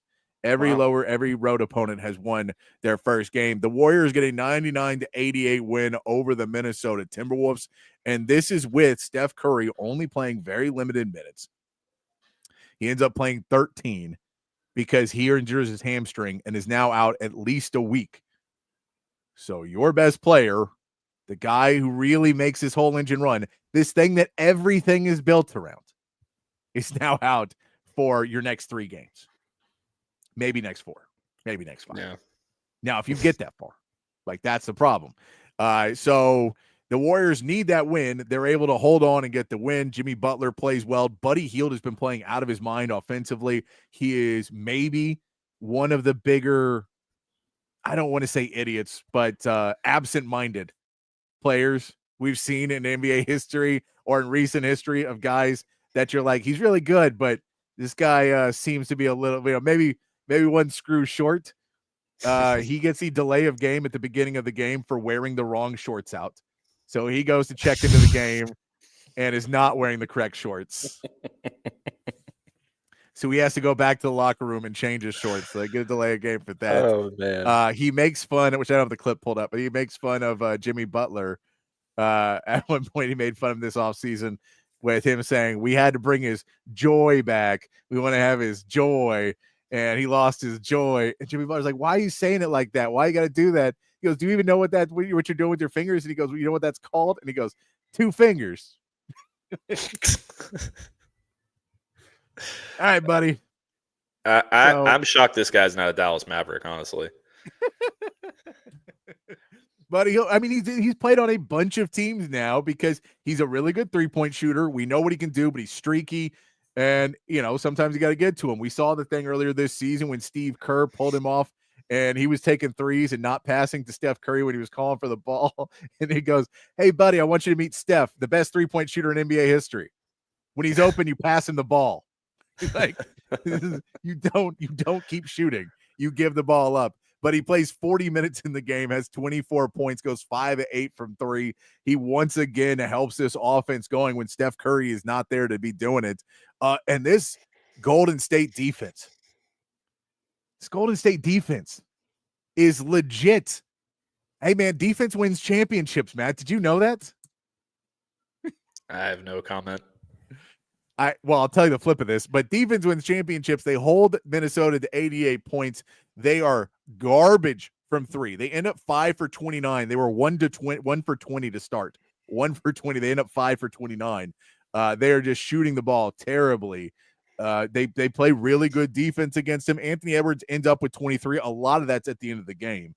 When they put a little bit of a run back into it. Rudy Gobert wasn't able to get going. Mike Conley was completely ineffectual. They just didn't have a lot of guys who could do anything. You had to get your big guys going. Julius Randle has 18. Naz Reid has 19 because those are the guys you kind of get going against this team. But in all reality, all their perimeter shooters that they're required that really helped them beat the Lakers because the Lakers couldn't guard smaller guys because that's where Luka guards and that's where LeBron guards and that's where Austin Reeves guards. Those guys were getting tied up a little bit more and we're not getting the space. And that defense right now is killing it. Now, here is the big piece for what the Warriors need because now Steph Curry is out. And this is the problem that comes from defense wins championships. Defense wins championships when you have one of the best 3 or 4 players in the world on your team, and he does most of the offense for you. So when you have, let's say, I'll throw out Steph Curry, or let's just a random name, Luka Doncic on your team, and you build a defense around them, that's how you win championships. But I mean, defense wins. You just also need that star player. And I think we'll see that with the Warriors. It's going to be a really tough road. Now, this Minnesota offense can't play any worse than they played in this game. I mean, they were just abysmal. So that shooting is going to come up a little bit. And if it does with no Steph Curry, it feels like this may be the end for Golden State. And it may be the end for this Golden State franchise as a whole. There's reports that people are holding out jobs for Doc Rivers and Steve Kerr in the new NBA landscape of broadcasting because they're like, they don't think that either one of those guys are coming back to their jobs after next season or after this season. And for Steph Curry, this was the plan. This was the last run. Him and Draymond's like, this is it, and it may be over now. Yeah, it's pretty brutal for it to end that way if that's really how it ends. Obviously, a huge win for Golden State to be able to withstand that, but it's really hard to see them winning 3 more games in the series without Steph, depending on when he can get back. And even when he gets back, is he 100%? That's going to be real tough for them. I would be shocked if Minnesota plays that poorly offensively again. I can't remember the last time a starting point guard in a playoff game played for 22 minutes and had 0 points. I don't think that's going to happen again either. I think Mike Conley's too good of a player for that. So if this is really the way that the Golden State, this whole thing with Steph Curry and Steve Kerr and Draymond Green ends, then that kind of sucks. I hate it for Steph Curry. I hate it for Steve Kerr. I don't hate it for Draymond Green because he's a piece of crap. But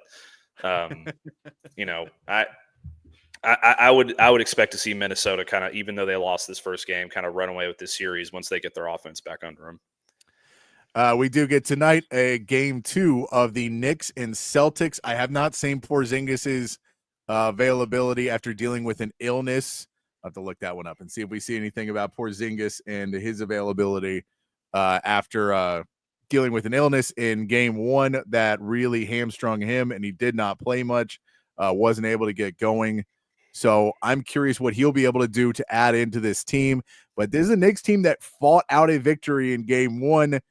This one's going to be really tough. Boston knows they're coming. And if you add Porzingis back in this, let's see.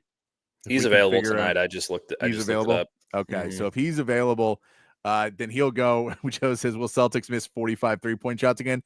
I mean, that's another part. You just don't expect a team that shoots threes that well to shoot that poorly. So I'm with. I think this has to be a Celtics game. I think it has to end up being a win. If this isn't, then that Eastern Conference Finals starts to look really crazy, because you would not have picked the Celtics and the Pacers and the Knicks to come out of it. But this is a big game for the Knicks. If they're able to come out and kind of take a little bit of a wounded Celtics team that maybe is licking their wounds after game 1 and really put them out of it, I don't see it happening. The line right now, if we look over and we can see, if I can get to the line real quick, that line is Boston 10.5 tonight. They think Boston's going to come back in Vegas. Yeah, I expect Boston to win this game. The Knicks are a very dangerous team. Jalen Brunson has become one of the more clutch players in the NBA. He's a superstar at this point. But I just have a hard time seeing Boston come out and play like they did in game 1. I think that they're going to win this one going away. I think this, has a chance to be a short series if they get things back under them. Yeah, I'm with you. This feels like a Celtics win, especially if Porzingis comes back and is healthier. Joe says, I still hate seeing Derek White play for the Celtics. That trade, I got why they did it at the time. They had too many guards. They weren't going to pay Derek White long-term, so they let him go. And at the time they made that trade with the Celtics were like right on the edge of a season where it could have gone either way, and people thought they were going to implode. And so they were like, we're going to take a bet that this is going to give us another lottery pick that the Celtics will go down.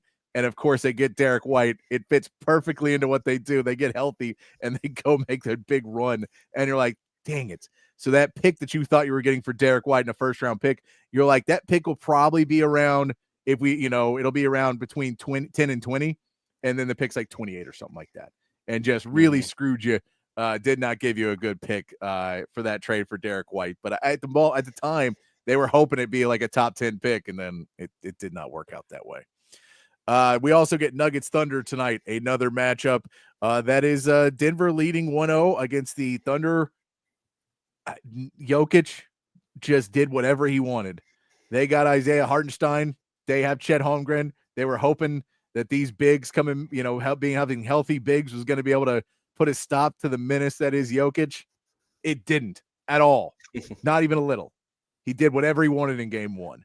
And you know what they're going to be trying to draw up and do anything they can to slow him down.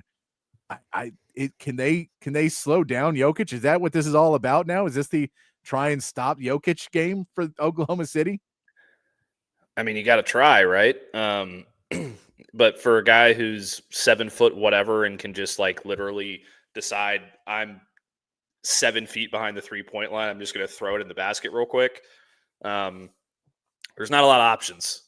There's not a lot of options to slow him down. So I have decided, Patrick, that despite the Nuggets not winning or not having a coach, they have the interim coach. I am not going to pick against Jokic again for the rest of this playoffs until he is knocked out. I'm just not. So this is like, the old rule: you don't bet against Patrick Mahomes. Just stop doing it every time he makes you look like a fool. Stop betting against him.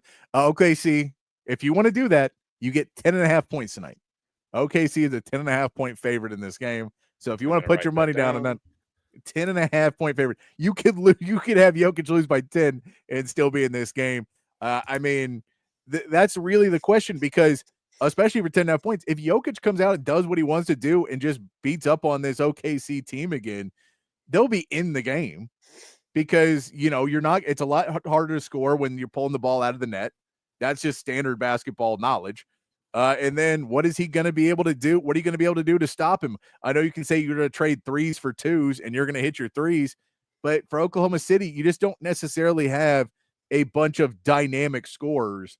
And Jokic plays good enough defense on guys like, he can take Hartenstein out of a game offensively, and he can sit out with Holmgren a little bit. So, I mean, this feels like OKC needs the officials a little bit in this game, just because SGA always needs the officials, and you need Jokic to either get in foul trouble or let you play really rough against him. Yeah, I mean, that's kind of your only option. But Oklahoma City was the number one team in the NBA this year for a reason. So, they're not necessarily going to be pushovers here. I think if SGA really gets going and they can get Chet Holmgren going and some of these guys, to get going who weren't necessarily there in game one, they're going to have a hell of a shot. I mean, that's why they're 10.5 point favorites. But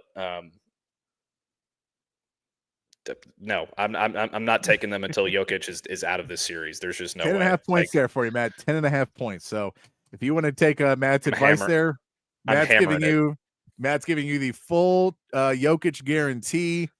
He backs all of his bets with his own personal finances. And if you have a gambling problem, please contact 1-800-GAMBLER.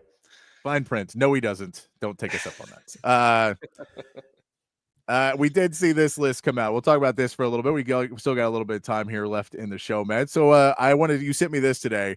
I thought it was interesting that we saw On3 put out their top 10 college football jobs today. And it's an interesting list to see where, if you were to go out and if, coach, let's say a coach firing or somebody retiring, like we just saw at Alabama, people were wondering about what the value was of following a legend like Nick Saban. So the On3 has put out their top 10 college football jobs, and going down that list, number one, I think is a little bit, I get why number one is there. I don't know if I would have it at one, though, but I get why it's there. They have number one is Georgia. I get that you're talking about having one of the most fertile recruiting grounds in the country in Georgia, that you are in a place where you're really just able to get, if you can win the state of Georgia, there's not a ton of competition for you in Georgia either. So even though Texas is a very fertile recruiting ground, there's a ton of competition for Texas in Texas. In Georgia, you're going up against Georgia Tech. There's not a lot of other schools that are really going to steal from you. So for this Georgia, so you say Georgia's there. They do have donor boosters and donors who have donated a lot of money. The one drawback I would say to Georgia right now is they've had so much success recently that you worry about being on the backside of it. And at what point do people start to expect it out of you? And that job, if you're able to come in and they go, well, Kirby Smart was able to do this. Or, if you, that job of, and Kirby, you were able to do this 2 years ago for $15 million. Why do you need 25 now? Well, the landscape, why do you need it? I mean, you were able to win with 15, so we'll win with 15. You kind of worry about those jobs a little bit, that they've been good for so long. How do you keep it going? But that's basically the main drawback you have for Georgia. It's still a really good job. They're number one. Yeah, well, there's two. They released two different ones. Each guy had a list, so that's Andy Staples' number one. Yes. It's not my number one job. It's certainly up there. for all the reasons that you mentioned. And look, if you look at Alabama, that was the top job in college football, and then they changed their coach after years and years and years of success, and now that job's a little bit lower on the list. So it's kind of the same deal with Georgia. If they make a change at some point, whenever Kirby Smart decides to retire, then it will probably drop down a little bit. But as it stands right now, they have all the NIL money in the world. They have one of the richest talent bases in the world in their backyard to recruit from. The culture there is interesting, to say the least, with all the car racing and stuff, but they put guys in the NFL. So it's hard to argue against Georgia being number one. Yeah. It's not my number one, but it's certainly in my top three. That's for sure. That's Andy Staples, number one. Ari Wasserman has Georgia at number two. His number one is Texas as the best job. And right now, when you talk about the historical pieces of Texas, the location of Texas, of a cool city, kind of a different landscape than a lot of other colleges because it is in a major city, which does give you access to a lot of donors more on the spot that maybe you don't get in other colleges, where you're going to meet with these guys, but maybe don't get an internship that's in that same town, where Texas does have that donor that you're able to recruit guys of, even if you're not a top football player, even if you're not going to the NFL, there is a circle of really successful Texas businessmen that you can go work with and you'll be taken care of for the rest of your life. We know that the money has been there. We know all the pieces, and they haven't been good long enough to have anybody feel like they don't have an appetite for more winning. So he puts Texas as his number one. I mean, there's been some down parts, but I still think this is one of the top jobs in the country for college football. It's my number one for sure, and that's not me being biased whatsoever. If I was a Oklahoma fan or an Aggie or something through and through, I would still put Texas number one, because there's the resources are limitless. Yeah. The talent base in Texas is as good or better than Georgia. The facilities are the best in the country outside of maybe like Oregon.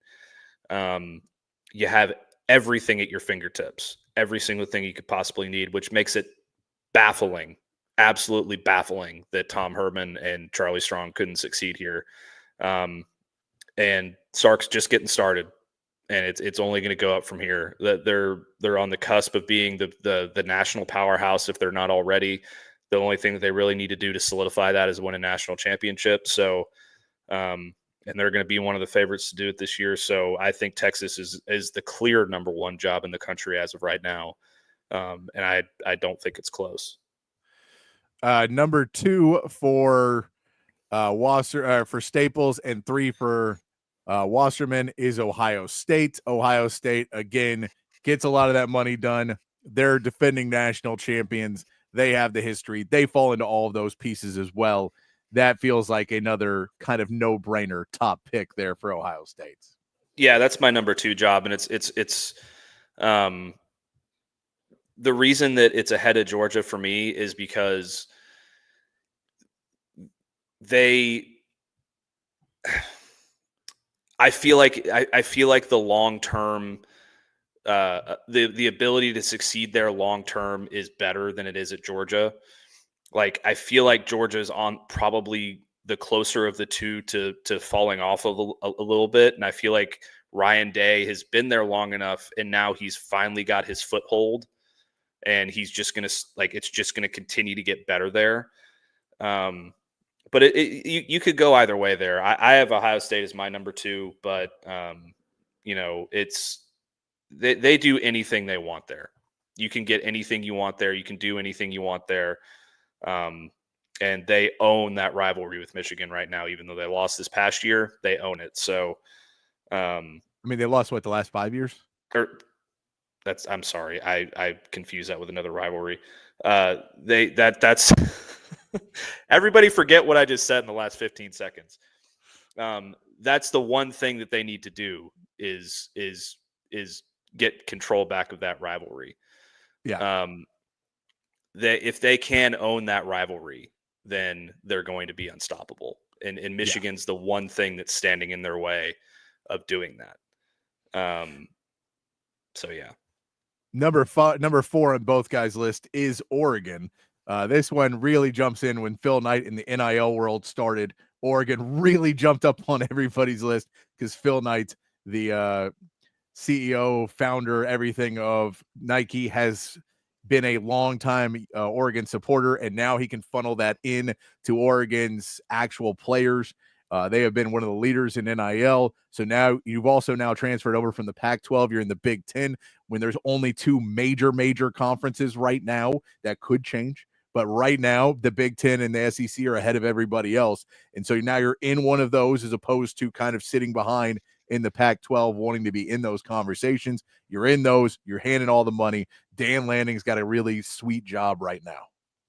Yeah, I probably shouldn't have put my Michigan notes right next to my Ohio State notes. So They don't like to be next to each other. I blame myself for that one. But yeah, for Oregon, it's kind of a similar deal to Texas, and because they have unlimited funds and the facilities there are the best in the country, and it, like Sark, Dan Lanning is kind of just getting started there. The thing that Oregon has never been able to do is get over the hump.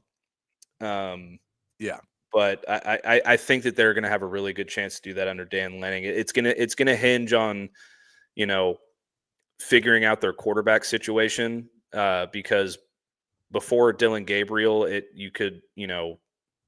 when they had a kind of a question there before they got him, it was a little bit of a thing. But I think Dante Moore is going to be a very good quarterback, and he's going to set themselves up set them up to be good for a really long time. So Oregon's going to be a power for a really long time. So we'll go with number 5 next on Andy Staples' list, and it's number 6 on Wasserman's list. But LSU, this is an LSU job that this team feels very, very hungry right now. Louisiana's an okay recruiting ground. They've had some history of being really good. It feels like they've never quite figured out the NIL transfer portal era. Like they got it right once, and then they're just trying to recreate that 1 year with Joe Burrow and all the receivers and everything going right. It looks like they keep trying to get back to that, and Brian Kelly has not been able to put it together since he came in. It just everything's fallen kind of apart in the NIL era. I don't know if I have them this high. I know that they could be back up there at a point, but it just feels like there needs to be a lot done to get this program right back on the straight and narrow right now, because it just feels like they're kind of throwing darts, doesn't it? A little bit. It kind of does. The potential for LSU is as high as anybody in the country. Yeah. And they do a really good job of going into Texas and getting players and using and going into Florida and using these other southeastern states to bolster their roster so they're not hamstrung by a good talent base in Louisiana, but that's not on the same level as Georgia or Florida or Texas or California. But the potential is there. I think they have to have the right guy in place for it to work. I don't think that Brian Kelly's that guy. But maybe I'm wrong, because I do think they have a chance to compete for an SEC title this year. But they're a little bit lower on my list than these guys have. So yeah, I put them a little bit lower, but we will say number 5 on Wasserman's list, I would put a lot lower. They may still be top 10, maybe, because the money, but you got male cheerleaders. So I maybe 11, maybe 12. Texas A&M is number 5 on Wasserman's list, not on Staples' list at all. But this basically says, look, they got all the money in the world. They want to win at football. They got a stadium that has a really good crowd effect on the game. They have things that you want, not the place, maybe not the people, but there's money. There's a lot of money and a home field advantage. So it's a good job because of money and home field advantage. They don't have the history. They don't have the trophies. But, in an NIL landscape, that money matters. Yeah, I have A&M at number 10 on my list. I do think it's a top 10 job.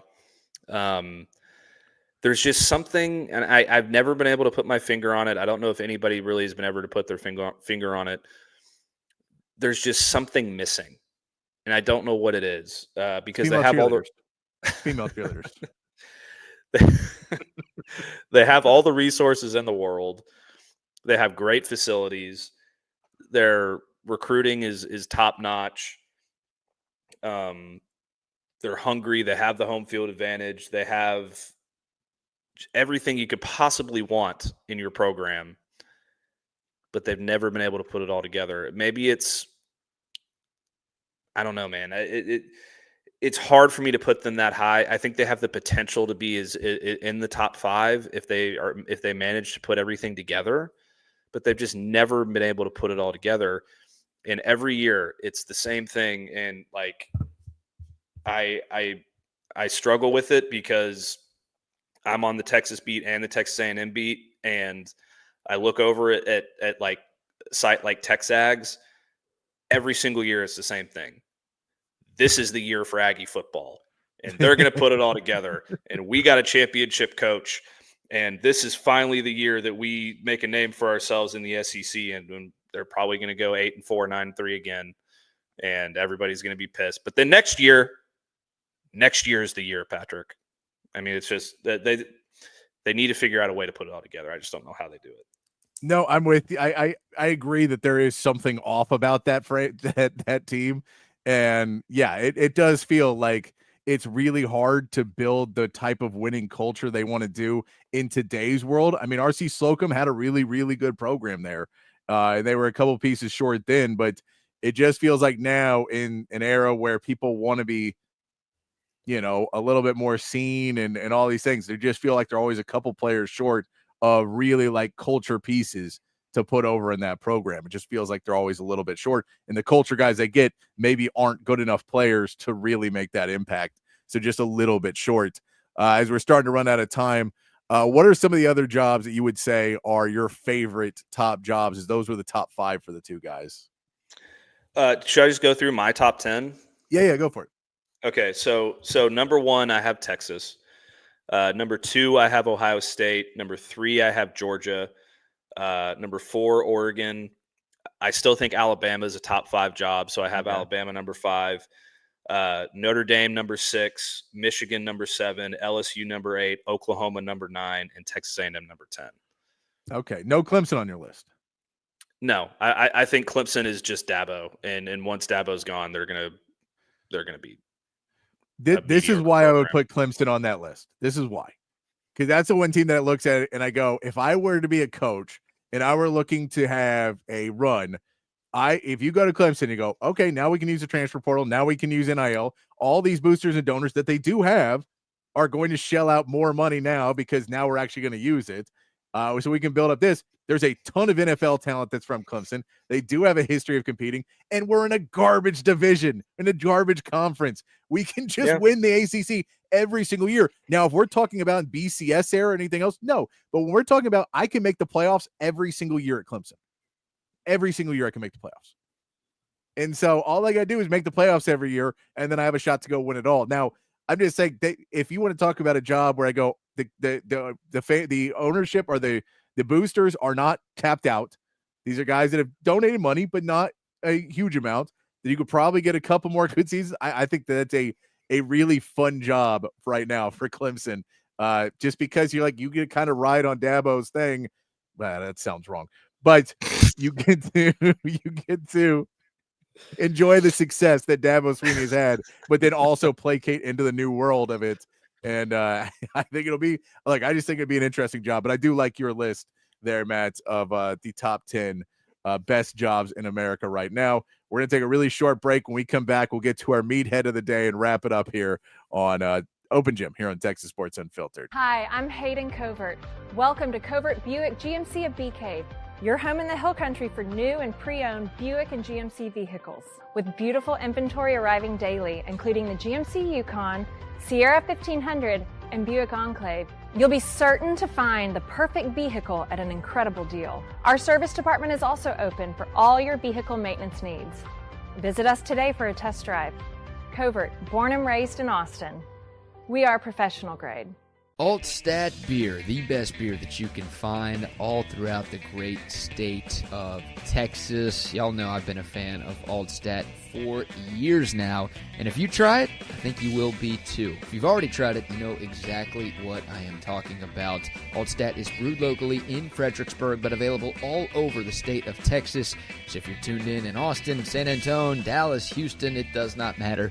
You can find Altstadt at a local grocery store or liquor store. They've got a bunch of different brews. Something for every beer drinker out there. The lager, the Kolsch, those are their two flagship beers, both award winners. They are fantastic. The Altstadt Light sacrifices on calories but does not sacrifice on the taste. They've got great pills, tons of great seasonals as well. I'm telling you, one sip and you won't go back to the other beers you've been drinking in the past. It is the official beer of BK. It should be the official beer of you as well. It's Altstadt Beer. No impurities, no regrets.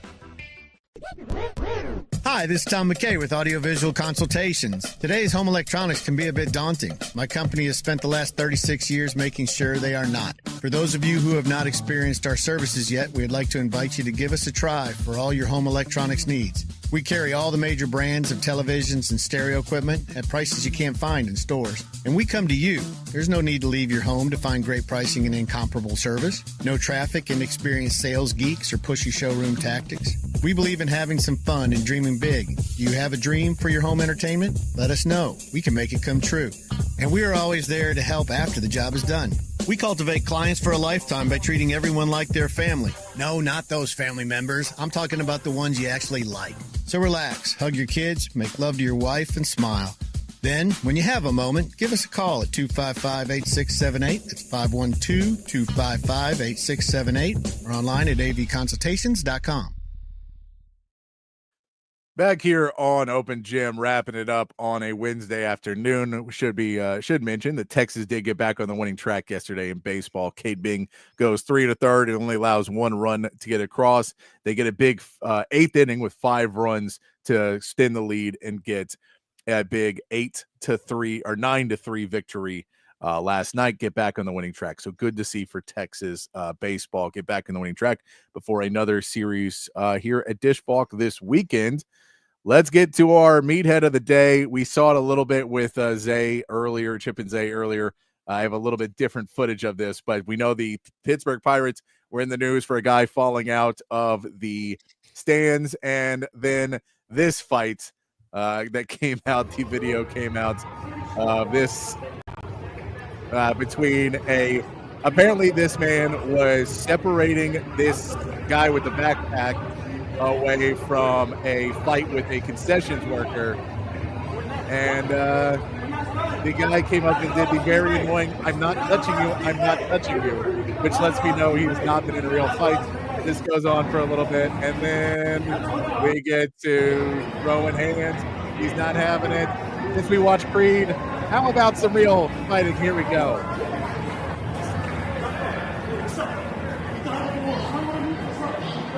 And then the great part of this fight where the guy says, okay, well, if we're going to fight, let me get ready. Take off my hat, set it over here in the garbage can. I'm going to go ahead and take off my jacket as well. Get ready, and then let's do some bad fighting, guys.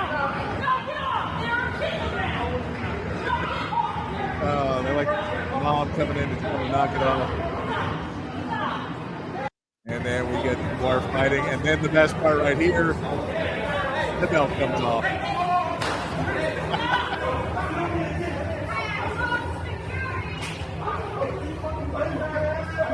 Oh. He starts whooping him with the belt. It is fantastic. I feel bad that the guy there, the worker for the Pirates, is going to get punished for this. I really... Anybody who ever does that "I'm not touching you" thing, you can't deal with me because you're an employee and I'm not, does need to get taken out in an alley and beat up for real. Like, no. Things can happen to you if you are that jerk. Things will happen to you. But that whole, what time do you get off? You're like, you're not going to go wait. And I love his answer. He goes, what time do you get off? He goes, when the game's over. What do you think this is? I can't tell you a time. There's a baseball game that we're both at. When that's over, I can go fight you in the alley, but we have to wait till that game's over first. But yeah, that just a really fun time. The Pittsburgh Pirates really making the headlines for all the right reasons now. I mean, look, I kind of side with the guy with the Pittsburgh employee here. Yeah. There has to be consequences to people's actions. Like if you're gonna sit there and do that and try and goad him into hitting you and be kind of a dickhead, then you deserve to get punched in the face. And if you spit on a guy, I'm sorry, Patrick, if somebody spits on me, I'm breaking their jaw as fast as I can. There's nothing that's going to stop me from going after you at that point. So I don't blame him one bit. And then the pulling off the belt was just cherry on top. I mean, that guy deserves to be, bent over a chair and spanked by his dad with a belt. I mean, that's so pathetic. And I thought that his friends were even like, "What are you doing?" because they weren't helping him at all. No, and yeah, they separate it, and then he goes over to the other guy, and the guy's like, "What? This isn't me." He's like, "Then move." Like, what are you doing? You were just oblivious to what is going on. Yeah, I guess Joe will shout out the Dallas Stars playing tonight. I'm not a hockey guy. Growing up in Austin, I just never got into the hockey at all. I can't skate, so just never really got into it. So I'm not a hockey guy either, but I like watching Dallas teams when they're doing well, except for the Mavericks. So go Stars. Go Stars. Yeah, go Stars. We'll go Stars. I mean, they're a Texas hockey team. Let's go. We'll go for the Stars. We're going to take off. We'll be back tomorrow to bring you more. But until then, be kind, be safe, keep your underwear clean. And we'll see you right back here tomorrow for more from Open